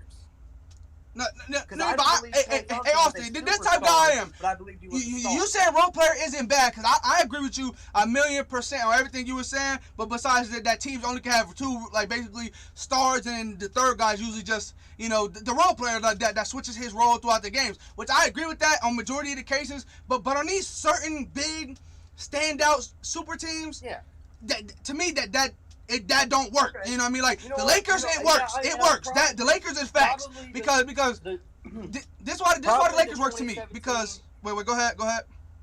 Probably the 2017 would be the only anomaly where you could probably say that maybe there was a 3. I think in basis terms of shots, like Steph Curry, Steph Curry and KD average the most shots because there's only a certain amount of shots you have in a game. Right. That's why I feel like everybody else plays around them. Yeah. Because they're going to take. I get that, but also look at the roles. You got to look at how KD is not a guy. He's not really a spot up. Curry at that point wasn't really a spot up. That was Klay's game. Right. But just because he's a spot up doesn't mean he was less important than anybody else. In my opinion, he was just as important as them. But that was just his game. Now we see Curry doing a lot more spotting up, and he's still the top guy on his team. But my thing is this. So I think the 2017 team was definitely have a big 3. I think this Brooklyn team is 100% a big 3 because of how all 3 of their roles got to change each game. So all 3 of them are superstars, because the top guy changes game by game. It's not KD and then James and then Kyrie every single game. But it's not Kyrie, KD and then James. It's not like that. Yeah. It switches every single game. Well, see, but for me, I just think, and this might be the unpopular opinion in this group, but I think personally that if you took James Harden away, I don't think Brooklyn wins a ring this year. But if you took Kyrie away, I think James Harden and KD have a really great chance of winning. Well, no. My thing is that look. Here's my thing. So let's talk about percentages. So let's say, I'm not saying this is true. Let's say that right now the Brooklyn Nets have a 100% chance of winning the ring. You take KD off the team, I think they drop to a 45% chance of winning the ring. We can agree on that, or something like that. But I'd probably say around 30, 40. Yeah. I was just gonna say 45 because I'm saying Kyrie and James Harden playing at their highest potential. So okay, you take Kyrie off the team. I would say 65. It wouldn't be still at 80. It would be really hard for them. It's really hard because okay, let's talk about that third superstar. Austin is the difference in beating the Lakers. It is. You got Anthony Davis on KD, right? And you got LeBron and James. We saw what LeBron could do against James Harden. We saw that last year. Yeah. We saw the box. And Russell Westbrook. LeBron was guarding both of them. We saw the box. So, and then Anthony Davis is a top defender. KD not going to be able to get to the rim. KD going to have to rely on a step back three, and KD going to have to be hot to win. But I think you know? we will both agree. I think we will both agree that James Harden has a better chance against LeBron than Kyrie would against LeBron. Yeah, but here's my thing. I don't think LeBron is not. LeBron, even if it was KD and Kyrie, LeBron not guarding Kyrie. He not. You know, that's gonna be I mean, it's gonna be Shooter and KCP that's gonna be guarding him. So LeBron never gonna guard him. Probably, yeah. But LeBron, he guards James. He always guards James. Every time they play James Harden, LeBron always guards him. Every single time. Right. Now don't get me wrong. Do every single possession he gonna guard him? Probably not, because the Lakers play like a high school team. They play hella help defense and shit like that. Like you know, like, because I mean they don't got no real superstar defenders. You know, they really don't. They got solid. Every single person on the team can defend pretty good. Like, they have solid defenders. You know, they don't have the Kawhi. They don't have the Patrick Beverly. They don't have they don't have those standout amazing defenders on the team. You know, so they play a lot of help. So yeah. I mean, even if LeBron was on Kyrie, all he got, like, if you watch the Lakers play defense on guards, like, do you see him against Curry? They would stay in their chest, get as high as they can. They want Curry to blow past them because they got help. They're not tripping. They got help. So Curry getting to the rim is best case scenario for whoever guarded him, because now they don't got to worry about contesting the three. Their job is done. When he drives past them, their job is done. They'll just switch and rotate. So yeah, but my opinion, I think that Kyrie is going to be a difference maker, because because who's going to be guarding him? Shooter and KCP and stuff like that. So Kyrie might have games where he's hot, So I think that I still think I think we all can agree they have a better chance of winning it together than they do if one guy is off. Even if you take Kyrie off the team, it's still a better chance with him on it than it is with him off of it. Like, in my opinion, I think so. Yeah, probably. Because no, but here's my thing. KCP is hurt right now. Yeah, I'd agree with that. Yeah. I know KCP hurt. Yeah. I definitely agree with Kyrie. They would have a better chance than without Kyrie. But I was making the argument without him, they would still have a chance. But with him, yes, obviously. Right, but I mean, at the same time, James Harden and Kyrie still got a chance. But it's not the biggest. But I mean, KD and Kyrie got a chance. Like, you're telling me, I don't know, man, because, like, even with, like, if they put them in this exact series that they're in without KD, I don't know if they beat Boston a lot of times. No, I not get that one, but I'm saying, I said got a chance, because if Kyrie and James Harden are hot, true. I mean, yeah. Because because that James Harden Rockets team could have had a chance to beat this Boston team. Would they? Probably not, but they had a chance. So and he had Russell Westbrook, so you had Kyrie, who could do a little bit more than Russell, but like offensively, but not all around game. But still, right. so that's my thing. Like, I think they still got a chance. But KD and Kyrie, Austin, but you remember, you can say we can go back and watch old episodes before they traded for James Harden. KD and Kyrie were still they were still number 1, number 2 on the power rankings together, just them two without James Harden. And everyone had them making it to the finals in the East and potentially winning it against LeBron and them. Before they traded for James Harden, they were super favorites to win it. But then when they got James Harden, everyone was like, oh yeah. Then they had Blake and guys like that who have done it. Not won rings, but they've won playoff games. They added them, and everybody was like, oh yeah, this is gonna be a super tough team or whatever, Yeah. So but still, they were still favorites with Kyrie and KD. But my thing is, here's my sleeper right here. You guys might not agree. I think the 76ers is gonna be in the finals. And here's why. Do y'all not know how big that number 1 seed was for them? Cause look who they're playing right now. Washington. We all can agree they're gonna beat Washington, right? Yeah. And then next series they play either the Knicks or the Hawks. Dub. Yeah. Easy dub, right? So they got all this momentum. They're probably gonna beat the Wizards 4-0. Then they're gonna beat one of them 4-0. And then they're going to move on. 8 straight dubs, no losses, feeling great. Joel Embiid and Ben Simmons with momentum is very scary. Very scary. So, and they're probably going to play Milwaukee or Brooklyn. And like I said, I think they got a chance because they got the defense. And they're going to have home court advantage throughout, too. Right. So, they're going to have the home court. They're going to have Kevin Hart talking his shit. But also, like, seriously, they got the defense. Ben Simmons is an amazing defender on guards. Joel Embiid is an amazing defender in the paint. Danny Green's the top defender. Dwight Howard's a nice rim protector. You know, I mean, they got George Hill's a great guard defender. Mm-hmm. You know, they got the shooters because all the guys I named can shoot besides Ben Simmons and Dwight Howard. So, you know, because they got like Seth Curry, Danny Green, Tyrese Maxey. You know, what's his name? Tobias Harris, Matisse Thybulle. You know, they got a bunch of shooters too. So I think they got a chance to beat Brooklyn.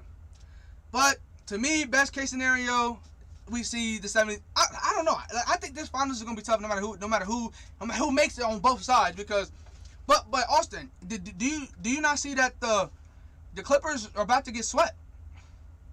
Yeah, I was wanting to talk about. So that Doc is not the problem. Doc was not the problem. See, I'm not sure. I don't know if they're gonna get swept, but it does not look good for the Clippers right now. Wait, ain't game 3 is a problem. What'd you say? Luka Doncic is a problem. You said Doc is a problem. No, he's a No, I Doncic. said Luka Doncic is a problem Oh, for okay, them. okay. He is a problem. Yeah, especially for the Clippers. My goodness. Is this? We also kind of saw But- No, but look, In the Dre, do you regular not know season, how bad that looks, though, bro? That he's a problem. all the Clippers was Is chick. this year a prime example that that resting your players, you can rest them too much? I mean, 'Cause I yeah, mean- no. I mean, yeah, but no at the same time because Yeah. superstars, Austin, should be able to turn it on and turn it off whenever they want. You know what I mean? Well, because you look at Kawhi last year, the epic meltdown that they had against the Nuggets. And then this year, they came out and lost the first 2 games against Dallas. And Kawhi is known for load management. That's his whole thing. Maybe there's too much load management. Because if you don't play enough, when you get into those later games, it gets a little tiresome. And the last 2 years, the Yeah, game Clippers 5 have very tonight. Game well 5. I underperformed mean, in the playoffs. game 3's tonight for him. But no, but like, here's my thing. So Dre's saying, you know, Luka Doncic is a problem. I got you. Luka Doncic is a future MVP, future 100%. champion, everything. My God, he got it. 100%. But Now, the Clippers. So okay. So team wide, the Lakers is the #1 defensive team in the league. Mm-hmm. I'm pretty sure the Clippers are top 5. The Clippers have a defensive player of the year in Kawhi. We all know Patrick Beverley is one of the best defenders, guard defenders in the league. And Paul George is known for his defense. Paul George is the top defender in the NBA. Serge Ibaka. Serge Ibaka is an amazing rim protector. Zubac is a rim protector. Okay. Mm-hmm. They got Marcus Morris, who's a defender. Okay. Literally their whole team. Even Reggie Jackson is known for his passing lane steals. We saw a lot of those in the And season so far. Rondo's not a Rondo's not a rollover defender. Bro, you know how Rondo's a defender too. Bro, Rondo went 3 for 3 on threes in game 1 and they still lost, bro. Yeah. Now I think at the end of the game he went 3 for 4, but he hit 3 straight before he missed his first one. But anyway, I'm just saying like this is a defensive team. So going against a team that you can argue got one guy, one real guy. So Austin, do they got a big? Oh no, I mean not Chris Tapps. They got a big 2. But I mean, I don't know. Luka doing it though. I Because got a question for you too. If the Clippers get swept, okay, Right. now this is still an if, because I don't think they will. But if they get swept, if they lose tonight, they do. If they lose tonight, they do, Austin. If they go down 3-0, I don't think they win game 4. If they get swept, Okay. are we prepared to start talking about if Kawhi Leonard is a little overrated? No. ooh. Are we ready to have that conversation yet? Because I mean, you blow a fucking a 3-1 lead or against Denver. You blow a fourth quarter lead in Game 7. Then you come out this year, and then in this predicament, you get swept in the first round. Is Curry overrated? Who? Curry. No, I wouldn't say Curry's overrated. Right, but he don't got help. That's why they didn't make the playoffs. Kawhi, did you not see his posterizers, his defense? Kawhi's doing it. The guy that's overrated is Paul George. That's the guy we're going to be talking about. That's the guy we're going to be talking about. Because I don't know if you guys saw the meme. Did you see how Kawhi was looking at Paul George on the bench? But also, How pissed he looked at him? But also right now, Kawhi's guarding Luka. Luka's averaging what? He's averaging like 35. Kawhi is not guarding Luka. Patrick Beverley is who was guarding Luka. Patrick Beverley and Paul George are the 2 that's been on him. Oh, okay. Never The mind. only reason why Kawhi guarded him a little bit in game one, because Patrick Beverly picked up 2 quick fouls. Not guarding Luka? Huh? But What would you say? here's Why the is thing, Kawhi though. not guarding Luka? Because he's helping with Chris Tapps. He's been helping on Chris Tapps. That's crazy. Kawhi needs to be guarding Luka. If you're the defensive player of the year and the guy's averaging 35, 8, and 8, you got to guard that guy. Hold on, so you There's telling no me defensive that Zubats can lock up Chris Tapps? Be for real. No. But I am telling you that Paul George is 6'10"? He can help. He's 6'8".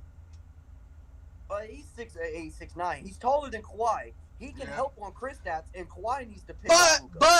But Kawhi has a better vertical. Kawhi blocks more shots. You know, on the team right now, Paul George is the shooting guard. Kawhi plays. So Paul George is shooting guard, small forward. Kawhi is small forward, power forward. Right. So technically his role is to be power forward, so he guards power forwards. But you know what I'm saying? Kawhi does help on Luka. But I'm like, bro, go watch the game. You watch the game. You saw how Curry was. He makes shit. You like, what the fuck? Like, you can't play those. That's how Luka's playing. Like, hands in his face. He can't see the rim. That shit going in. Yeah, I'm not taking anything away. I'm just saying, as a coach, as a system, I don't understand how you don't. They were double teaming him in game 2, Austin. Well, game 1 they were double teaming him. The whole game. The whole entire second half. It was Kawhi. It was Kawhi and Patrick Beverly, and then Paul George and Patrick Beverly. Almost the whole entire second half was double teaming Luka. Tim Hardaway was sparking that bitch. Now here's another question for you. Here's the thing though about the Clippers. We saw this in the regular season. They were losing at halftime by 50 points. No, I got the perfect. That they was chipping away.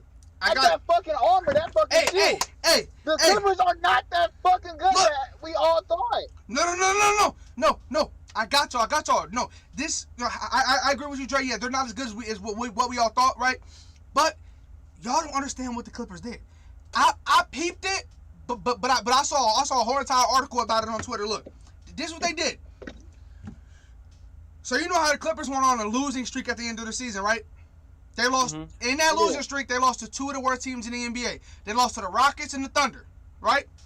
So everyone was like, "What the fuck?" Before the playoffs, you're gonna lose to these teams, right? But look, they tanked. I'm explaining why. They were the number 2 seed, y'all. Number 2. Who was 7? Lakers. Lakers were 7 while they were 2. So they didn't have the confidence to beat the Lakers. So Kawhi didn't play. Paul George didn't play. And they lost the rest of the way out. So this Dallas team is the team they tanked to go on and play, and now you're down 2-0. That's bad. That's terrible. And also, I mean, but also, don't that fuck up team around for you to, you know, you're not as confident enough to play the Lakers, so you're like, oh, we're gonna tune up and we'll see them later. But then you go on and now you're losing 2-0 to a team that, for me, after game 1, I bet they're like, fuck, like, bro, this is supposed to be a sweep. If we want to beat the Lakers, these teams are supposed to sweep. You know what I mean? Now you both know that Paul George and Kawhi Leonard's contracts come up, I think, at the end of this year or next year. Yeah. And I know this does not matter to anybody out there besides me, because I play 2K every single day. On 2K, Kawhi leaves every single time, and he goes to 2 teams. Boston and Portland. Every single time. I know it's 2K, so that shit do not matter. I've had 2 different teams. That's crazy. He's never went to any of those teams in mine. Yeah, that's crazy. And like, I did 3 my leagues just yesterday, and I do like 4 or 5 my leagues every single day, and those are the 2 main teams he always goes to. In mine, for some reason, he goes to 2 teams in mine. Usually, he either goes to Detroit because Detroit has the most money, and that's how 2K works because it's fucking stupid. And then also he goes to Dallas. I've had Paul George go to Dallas too. But Paul George sometimes, and also for me, Chris Paul goes to the Lakers every single time. I swear to God, no cross discount. Chris Paul goes to the Lakers every single time after the first year because his contract's up as well. So yeah, but let's get back to what you're saying. Look, here's my thing, bro. Kawhi, hold on. What's Kawhi averaging? Because when I was watching, Kawhi doing what he got to do. Did you not see it post right and dunk on Maxi Kleber? Like, bro, he put his heart and soul on the court. I'm saying overrated as is Kawhi a true number one, or is he a number? He's cascading as a number one, but he's a true number two option. That's what I was saying. So him winning the ring in Toronto, he wasn't number one, Austin. No, he was, but Right. I'm saying now. I'm not saying for his entire career. I'm saying like Austin, look at this. Hold Hold on. Look, game 1 he had 26 points, 10 rebounds, and 5 assists. No, that's a good stat line. Game 2, 41 points, 6 rebounds, and 4 assists. Austin, what else can he do, bro? No. I'm not. No. Yeah. No, we all say page. I'm just saying, like, to me, Kawhi is not the problem. Give the Lakers Kawhi. Put Kawhi on Utah. They got a chance to go to the finals. This is my problem. You put Kawhi on Portland. Portland is not losing to Denver right now. You put Kawhi on Boston. Boston could beat Brooklyn. Kawhi is not the problem on his team.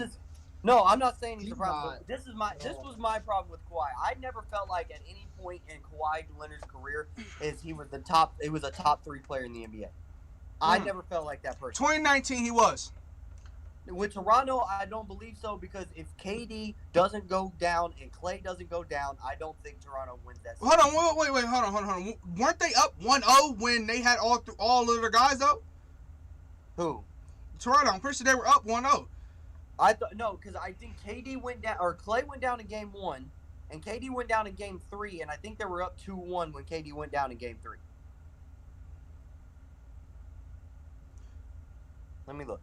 Oh, no, look. Game 1, Toronto. Game 2 was Warriors. Then game 3, game 4, game 5. Well, no. They won 4-2. So game 5 was with the Warriors in game 2. But they was up 1-0. Okay, I think KD went down in game 2. Well, no. And I'm pretty sure it was game 3. I remember the series being tied when he went down, though. I'm pretty sure. The series was tied when he went down. I'm looking. Well, I think it was. No, because again, I'm looking at game 3 stats right now, and he didn't play. Clay went down in game 3 or 4. Yeah. Clay played in game 3, but but still, KD didn't play in game. They beat all 3 of them game 1. Game 2, mm-hmm. Game 2 is when Kyle Lowry hit the side of the backboard with the 3. Remember, if he hit the 3, they'd have been down 2. Yeah. They could have fouled, whatever. He hit the side of the backboard. Oh, see, KD didn't play game 1. I'm looking at the box score right now. KD did not play game 1. Oh yeah, wait, hold on. Matter of fact, I don't know if he did. I thought he did because, no. He was supposed to, but Steve Kerr sat him down. Then after they lost the game 1, I'm pretty sure that's when they were like, we need KD. And KD came in. They won game 2. No, he didn't play game 2 either. Also, so you tell me the only game he played was the game he got hurt? I think I'm looking. He didn't play a single game 1, a single game 2, or a single minute. I mean, hold on. Let me go back. It took me out. Hold on. Why the fuck did it do that? Game 3. Where's game 3? He did not play in game 4. Well, I just looked at. He didn't play in game 3 either. Bro, he literally played in the finals. I literally remember him tearing his Achilles. I know. I remember it too, but it's not showing up. I'm going back to game 1. Hold on. Okay, yeah, he played in game 5. He played in game 5. He had 11 points, and that was the Warriors' win by 1. Yeah, and that's when he got hurt. Yeah, because he only played 12 minutes. But listen. He played 12 minutes, only had 11 points. Klay Thompson had 26. Curry had 31. DeMarcus Cousins had 14. So the big 3 was not even including KD. Sorry, I'm just playing. But the Warriors won game 5 by 1 point. 3-2. I think with KD that entire series, that changes that series. Yeah, definitely. Yeah, 100%. 100%. Yeah. Nah, I never said that. I'm just saying, but Austin, Kawhi was one of the best players. He was the clutchest player in the NBA. And his buzzer beaters he was hitting throughout the playoffs. He was one of the best players in the league. He led the Raptors. I think he was a top 5 player, but I don't think he was a top 3 player. I don't know. To me, he was undoubtedly a top 3 player in the NBA that season because KD was battling those injuries all season. That's true. That was the same season LeBron hurt his groin, so they didn't make the playoffs. Yeah. So he was a top 3 player in the NBA. You're right. That season though, but how long has he played though? I mean, we on the same page though. I'm saying that year, the year he won it, he was a top 3 player in the NBA. Okay, yeah, you know what? I can probably give you that one. But still, it's like you've seen it on First Take a lot, where Max was saying he's the best player in the world, And I just never felt like that, man. Nah, I can't. I don't know. I can't say that because I would take, because we see LeBron right now he playing on a sprained ankle and he doing what he doing. So like I would still take a hobbling LeBron over him sometimes. So yeah. And that speaks volumes. So. But I'm just saying, and definitely, I think I want Paul George to succeed so bad, but he's just not the same player, man. He never was, bro. Look, I saw this and I agree with it. He's probably one of the most overrated players. Like, you're wrong. Overrated does not mean he's but they say he's good. Overrated means they say he's great, but he's good. His numbers are good.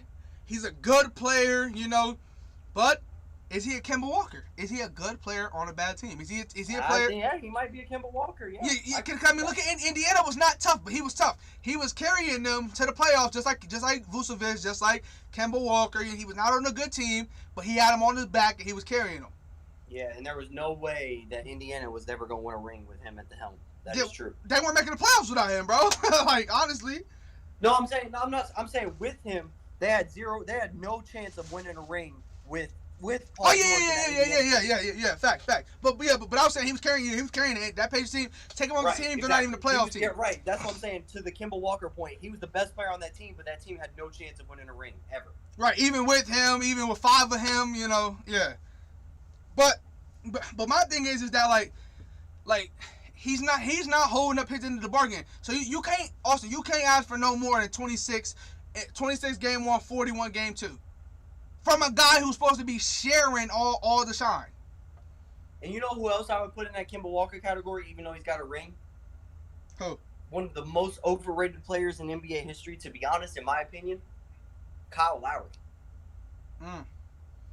I think Kyle Lowry is a good player because of where he's at in Toronto, but I don't think he's that great of a player. Yeah. I mean, we're talking about a guy who went to the NBA Finals in 2019. I think he dropped 7 points in one game, and he's your starting point guard. Yeah. LeBron dropped. He made 2 baskets. Yeah, I can see that. I mean, there's multiple players that were like that though. That were stars, but put them on a good team, they were just average. Got Gordon Hayward. No. No. He was a dog this year. On a bad playoff team. Right, but there's no way the Hornets were making the finals or anything. Oh, right, yeah. But still, I mean, we've never seen him on a championship contending team.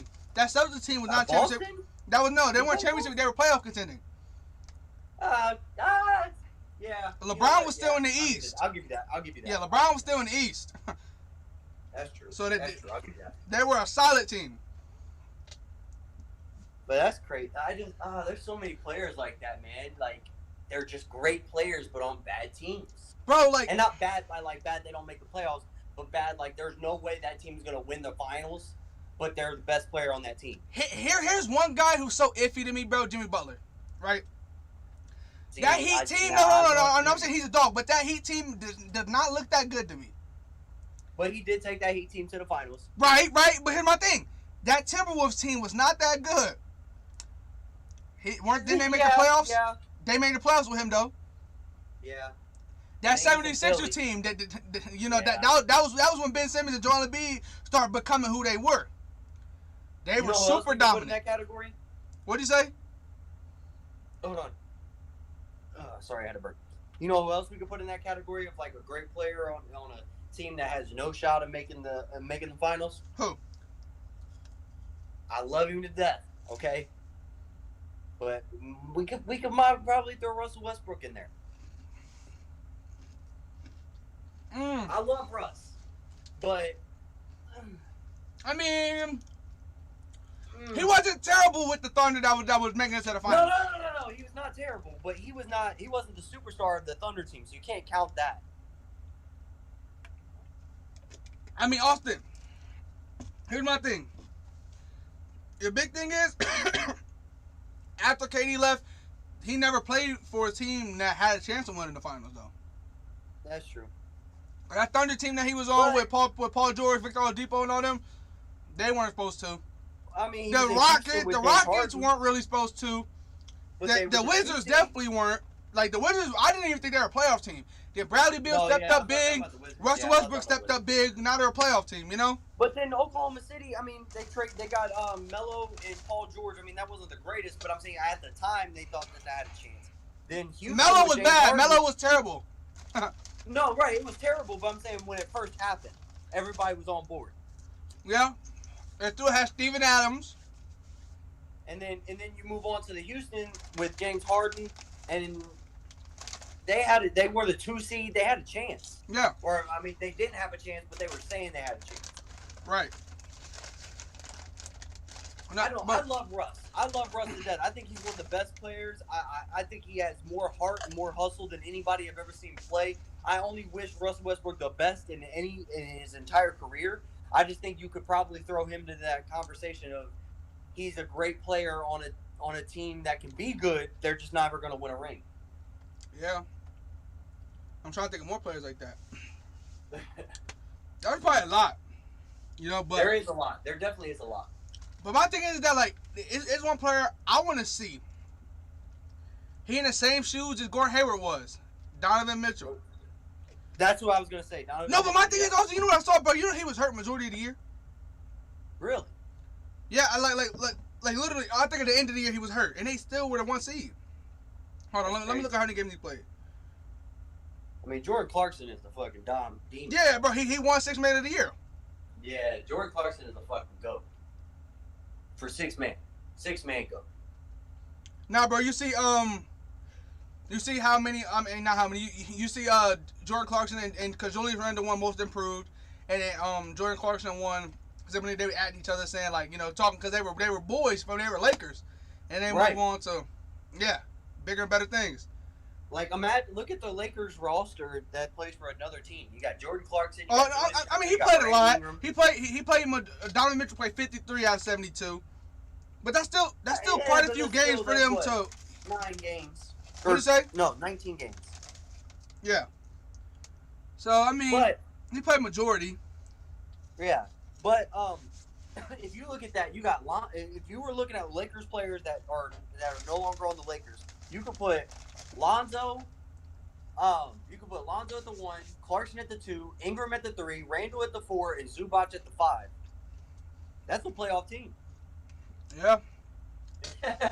And that's all Lakers that no longer play for the Lakers. I'm trying to think of another 5. Who else do we have at the 5 that left? What'd you say? Now I'm thinking, Thomas Bryant at the 5 instead of Zubac. Yeah, you could put Thomas Bryant. Yeah. He was a Laker, yeah. But we'll be short. We'd be kind of short, so I'll take Zubac, yeah. And we're talking about Lakers like rookies Lakers. Yeah, Thomas Bryant and Mo Wagner was both for Lakers. They were rookies on our team, and then we traded them to the Wizards. And you could have Josh Hart coming off the bench, who's not a bad piece. Yeah. There's a lot of guys. Bro, that's not a bad. Oh no, but you know who forgot?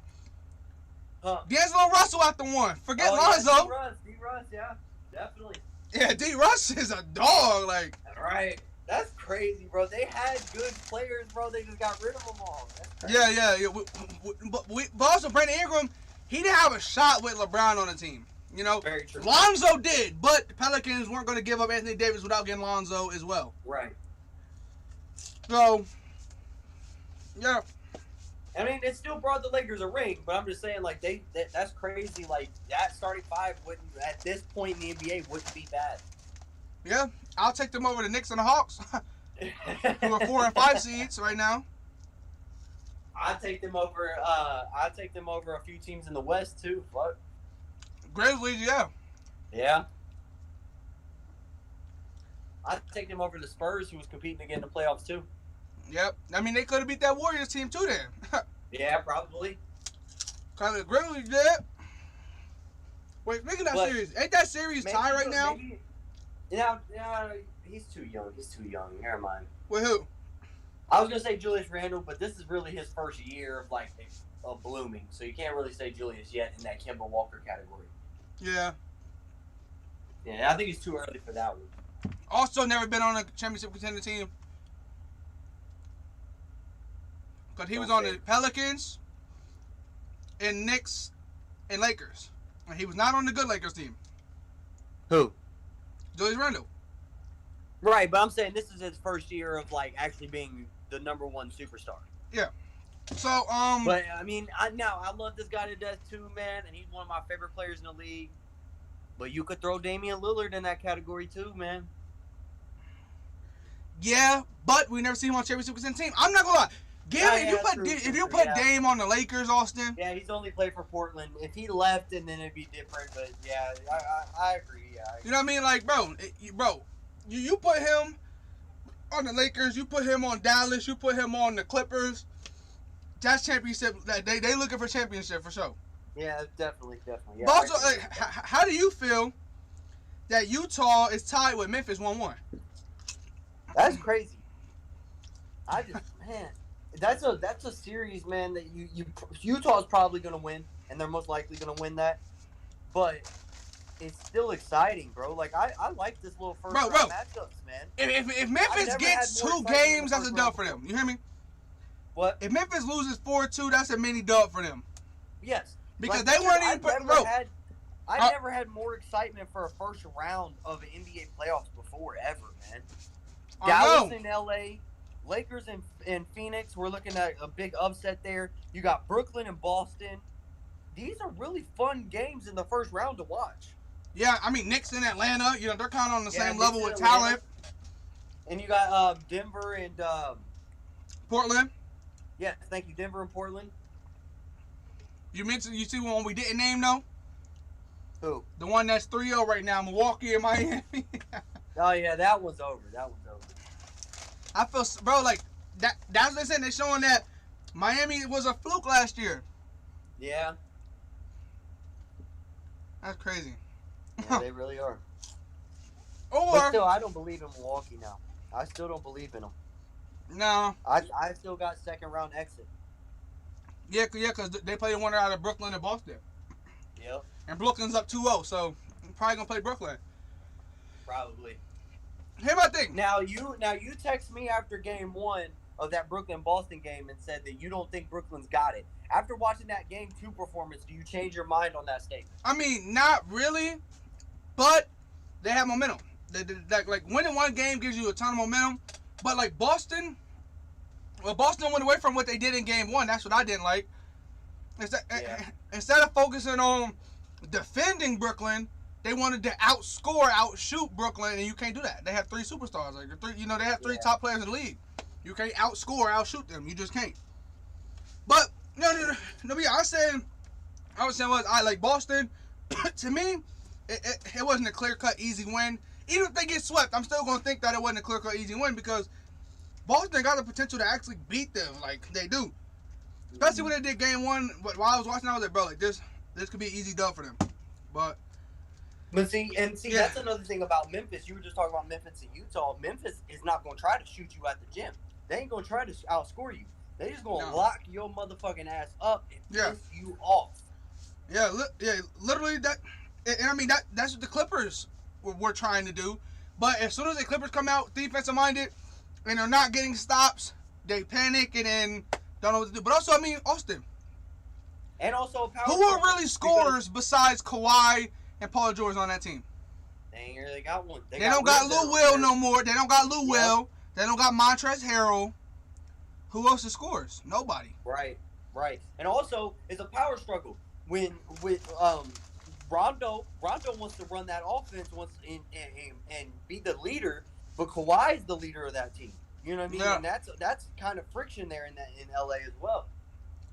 Yeah. You see a lot of that shit all the time where Rondo's trying to set some things up and Kawhi's just not feeling it because Kawhi is the leader of that team and Paul George too. But Rondo needs to be that voice. Like I'm saying, like needs to be like for himself. I'm not saying for them to succeed. I'm saying feeling Rondo's bad for always been Portland. that voice. I'm feeling bad for Portland because I'm pretty sure this is the third year. This is gonna be the third year in a row that they won game 1 and then could lose 4-1. Yeah. In the first round, they did it last year to the Lakers. They won game 1. Now, what if this fucker wins the MVP? Do you think Jokic is an MVP? Yes. You think so? Yes. Who's more versatile than Jokic? That's not an amazing top player. You said what? Who's more versatile than Jokic? That's not an amazing top player. But see, that's the thing. That's what the MVP is. That means you're the best player in the NBA. You think Jokic is the best player in the NBA right now? You take Jokic off Denver, are they even a playoff team? Playoff, maybe, but not championship. No, hell no. The Warriors are beating that team I don't easily. know. You telling me with Jamal Murray, you got Michael Tucker. Who was hurt? Who's hurt? Who's not playing and they're still balling? Huh. Who's hurt? Well, no, I'm talking about just like total. They got two G League point guards, Austin. Two players who on any other team would be in the G League. And Jokic is, but bro, no, I'm saying, No, Jamal. right, no, I'm not saying Jokic is Yeah, bad. but back yeah. I am saying that with Jamal Murray and Michael Porter Jr. being the 1 and 2, I mean the main two. I think that Spurs team could knock him off because DeJounte Murray would clamp up Jamal Murray. He has clamped him up plenty of times before, and Michael Porter Jr. is an amazing third, second option guy. That's what he's known. He stepped up big with Jokic being the main guy. But with him being a main guy or taking all the role from Jokic, I don't think he'll be the same. I know he won't be the same. And the Nuggets are really deep. I think without Jokic, they're maybe a 6, 7, or 8 seed. No. But with him, they're the 1, 2 seed. No. They're not super deep. They're not super deep. They're the what they run is so the start. So like I said, they have three guards that come because Will Barton's hurt. Jamal Murray. I'm saying right now the way they're playing, Will Barton is not playing. Neither is Jamal Murray. So they have two G League point guards. They have Marcus Howard and Capazzo, who you put them two on any other team in the whole entire NBA, they're G League, right? Yeah, definitely.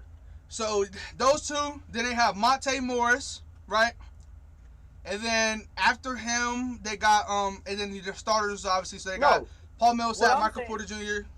Right. What I'm saying is with Jokic, they make them significantly better. I'm saying without them, I still now with their starting roster. No, bro, I got the Pelicans beating them. I don't know. Yeah, I think they make it to the playing game, and I think they get in through the play-in tournament. No, okay. This playing tournament with the Lakers, the Warriors, Memphis, and then instead of the Spurs, them, they don't make it. Wait, did the Spurs finish 7th? No, the Lakers were 7th. The Warriors, the Warriors were 8th. So it was Lakers, Warriors, Spurs, Grizzlies. Right, but then the Lakers wouldn't have been in the play-in tournament because everybody would have moved up because the 3 seed would have dropped. Okay, right? okay. So the Lakers would have been 6. Okay. So then it would have been Warriors versus Memphis. Then it would have been Warriors versus Spurs. Would have beat San Antonio. It would have been Warriors versus Spurs, and then it would have been Grizzlies versus. No, Grizzlies versus Denver, and I think Grizzlies win that easily. No, I think it would have been San Antonio and Denver because I think Denver would have finished 8th, and then I think they could have beat San Antonio. Then it would have been Golden State. Then it would have been Golden State and them. It would have been Golden State because Golden State finished before the Spurs. So it would have been Golden State. Okay. Yeah, it would have been Golden State versus Denver, and I got bro. Curry barely lost to LeBron. So, and AD. Yeah, I think they would have beat the Nuggets without Jokic. And then I think they could have got Memphis. Nah, definitely to me the best shot they got is San Antonio, but I think San Antonio. The only reason why San Antonio didn't make the playoffs is because of the crazy defense from Memphis. Yeah. Fucking Dylan Brooks from Oregon, my God. Hey, bro, he held DeMar DeRozan to like 0 for 10 or something like that, or 0 for 8 when he was guarding him. Yeah, no defender. There's no defender. I'll concede that to you. I don't think they would have made it without Jokic. I'll concede that to you. Yeah. How about that? The only reason why the Spurs lost is because the Grizzlies got crazy defense. And if the Grizzlies can stop them, they're definitely stopping the Nuggets. Yeah, definitely. Yeah, I agree with that. And also, I think they would have finished 8th in the West. But I don't know about that because look, Michael Porter Jr. only stepped up because of Jamal Murray's injury. He wasn't no hot star player like regular season wise before he got hurt. And his role, like, he eats off of Jokic. Like, that's how he eats. So you take Jokic off the team, he doesn't play the same. You know, so I think they're in the play tournament, but I think they're 9-10. Honestly, I think they got to be 9-10. Okay. Yeah, I can see that too. But I'm just saying, but still, that's 9-10 any other year besides playing tournament is not playoff teams. So, I mean, like, Jokic is MVP. Jokic is MVP because like, okay. I probably would give it to Embiid before I would give it to Jokic, to be honest. No, bro, do you not like what? Look, this is what I'm saying. to me, when I was saying the guy I'm gonna get my MVP to changes games. Watch the Nuggets play. Also, I'm talking. Watch every. I think what they play. I don't know if they play tonight. Watch every single possession. No player that I've seen besides like fucking LeBron changes the game like this. He can slow down a pace. He can speed his team up. He does everything for them. He runs the offense. He runs the defense. He's the reason if they run fast. He's the reason if they go slow. He changes he's literally working Portland. He got Portland working, thinking, and struggling to try to stop him. And he's a passer. So, bro, he changes the game so much. It's crazy. That's viable. That's viable as hell as a big man. Austin, he's averaging about 27 points a game, 11 rebounds, and 8 assists. Yeah, that's pretty fucking good. I'll give him that. Bro, like he's doing it. Like that's my MVP this year, easily my MVP. All right, you guys ready to wrap it up? Yeah, we wrap it up. All right, guys. Thank you guys for coming out and listening to the show. We had a lot of debate today. Yeah. It's a nice little show. Remember, next week we're doing this Underground Sports Awards. Next week's going to be a nice little long show. We're going to have a lot of awards to give out. Definitely, we might debate some of them. We'll see how that goes. Yeah. I think we definitely will because we're going to say this guy was the offensive rookie or defensive rookie or this guy was the best player or this guy, like we definitely going to debate. All right, before we go, one more thing before we go, okay? We're going to do one game of the are they Hall of Famer or not. Okay? Bet. Just one. Because we went a little bit longer than I thought we were going to because there was a lot, but there wasn't a lot that went down, but we were able to get into a nice debate. Yeah. Actually, hold on, wrong person. Okay, so is this person a Hall of Famer? NFL guy, okay? Quarterback, okay? Let me get on his reference. There it is. Okay. 3-time Pro Bowler. Okay. 1-time All-Pro. Okay. 1-time NFL MVP. Mm. Offensive Rookie of the Year. And also, obviously, he got Offensive Player of the Year one time because he won the MVP, obviously. Okay. He has 31,698 passing yards. He has 190 touchdowns. And he has 118 interceptions. You said how many touchdowns? 190. A Okay. 60% completion percentage for his career. And what else? Let me look at. Oh wait, He has and one I got. MVP and what else? What'd you say? He has 1 MVP, 1 All-Pro, 3-time All-Star, and what else? And then Rookie of the Year and 1-time Player of the or Offensive Player of the Year. You got 3-time Pro Bowl. Yeah, 3-time Pro Bowler. Yes. Yeah. He also has 5,398 rushing yards and 70 rushing touchdowns. Shit. Would you put this guy in the Hall of Fame?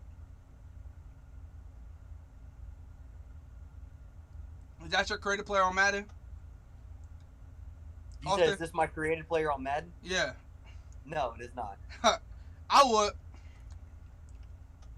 Drake? Yeah, I would. I feel like I would. Yeah, bro, yes. Any guesses on who this is? Michael Vick. No. Anybody else, or you want me to tell you? Hold on. Nah, go ahead, because I know. I probably don't It know. is Mr. Cameron Jarrell Newton himself. Cam Newton? Yeah. Yes, sir. Okay. I was just curious if you guys, without the name, if you guys were gonna put him in the Hall of Fame. I mean, he had a lot better numbers than I thought he was going No, to. bro. I never said Cam Newton.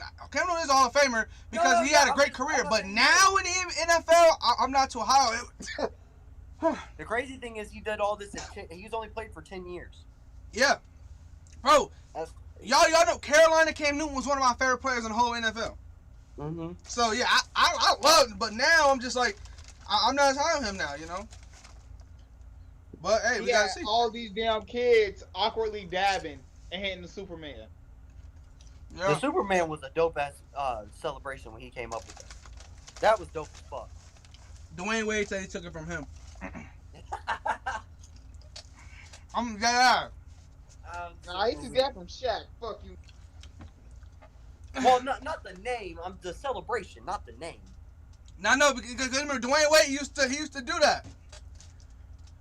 Did he? Yeah.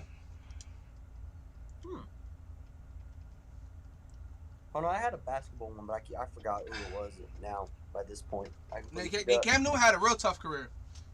Yeah, man. Like in 10 years, he had a really good career. I mean, it might be Hall of Fame worthy. All right, hold on. I mean, to me, if you win an MVP, no matter what sport, you kind of deserve to be in the Hall of Fame. Oh, hold on now. You saying that? Kinda. It depends. Derrick Rose? Yeah, you It said depends. Derrick Rose don't get in. It depends. Like I said kinda. Because look, okay, you win an MVP and then you never even play half decent ever again.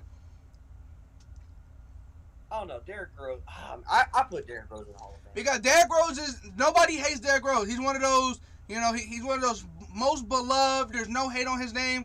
That's why. But you put Derrick Rose over the same light you put LeBron and them under, he's not Hall of Famer. Because like everyone's so tough on KD, so tough on Kyrie, so tough on LeBron, but everybody just loves Derrick Rose, so he's Hall of Famer. Yeah. All That's right, why it's tough. you got one? Yeah, I got one. All right, he's an 8-time.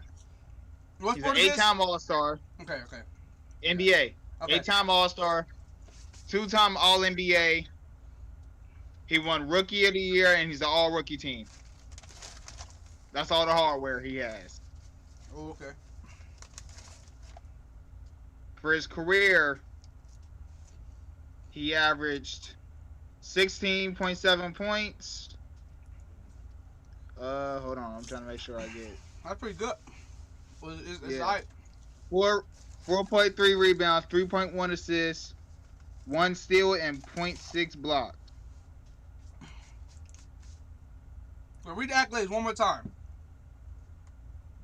Like it's hardware. He's an 8-time All-Star, a 2-time All-NBA player, and he was a first-team All-Rookie, and he won Rookie of the Year. And that's it. What years did he play? Could you tell us that? Was this now? Was this 2000? Was this a while ago?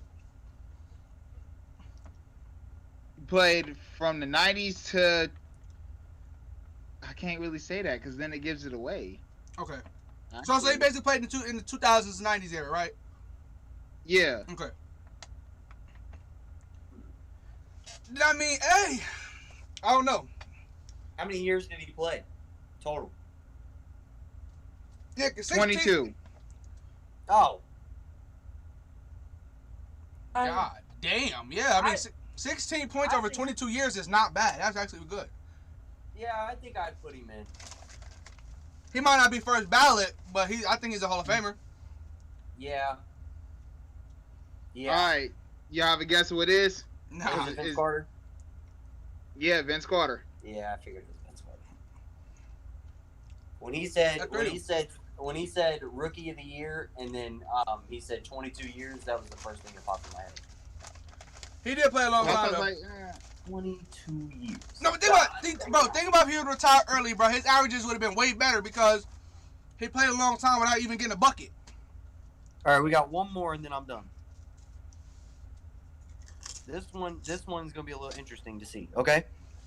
But This guy was an 8-time All-Star, 5-time All-NBA, first-team All-Rookie. Okay. Averaged 19 points, 9 rebounds, 1 assist for his career. Okay. He played for 8 seasons. Oh, okay, so that's not that long. Would you put him in? That's some tough because he didn't play long. Wait, read the accolades one more time. 8-time All-Star, 5-time All-NBA, and first-team All-Rookie, but didn't win Rookie of the Year.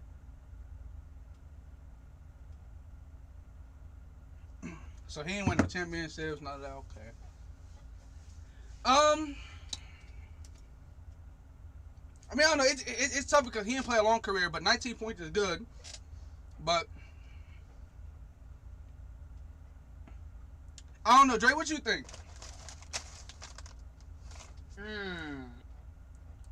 Say everything one more time. It's tough, bro. 8-year career, 8-time Okay. All-Star, 5-time All-NBA, 1-time first-team All-Rookie, 19 Okay. points, 9 rebounds, 1 assist for his career. Ooh. I'll kind of have to give him a nod. I'll have to give him a nod. Yeah, you gotta Especially say yeah. the fact of Wait, he's still playing? That's the question.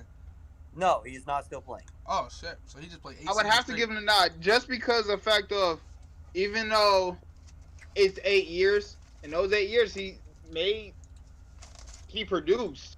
So he could have did more if he played longer. Is what it sounds like. yeah. So I mean, yeah, I guess I'll say yeah. And honestly, he only played 7 years because his last year he only played 5 games. Then he got hurt. Oh yeah, so Damn. that's tough. But yeah, I would, but it's tough because Who is it? Yeah, who is it? It's Yao Ming. He's already in the Hall of Fame. This is the first one in the Hall of Fame that I was going to ask. But with that short career, I didn't know how people. I say he is because, bro, like Dre said, he produced in a short amount of time. So you just gotta think about imagine if he played a 22-year career or something like that, you know? Yeah. Not just that, he changed the Rockets franchise like a motherfucker. Yeah. Yeah, I guess so. I mean, they really didn't do much with him. Yeah, but they still, like, even after Steve Francis was gone, they brought in Tracy McGrady to help Yao Ming out. He never even made it past the second round ever in his career. Okay, Tracy McGrady never won a ring, and he wasn't really getting out of the first round until he played with the Spurs, and he barely played. Well, I'm just saying, like, in True. 2004, he lost 4-1 to the Lakers. In 2005, he lost 3-4 to the Mavericks. In 2007, he lost 4-3 to the Jazz.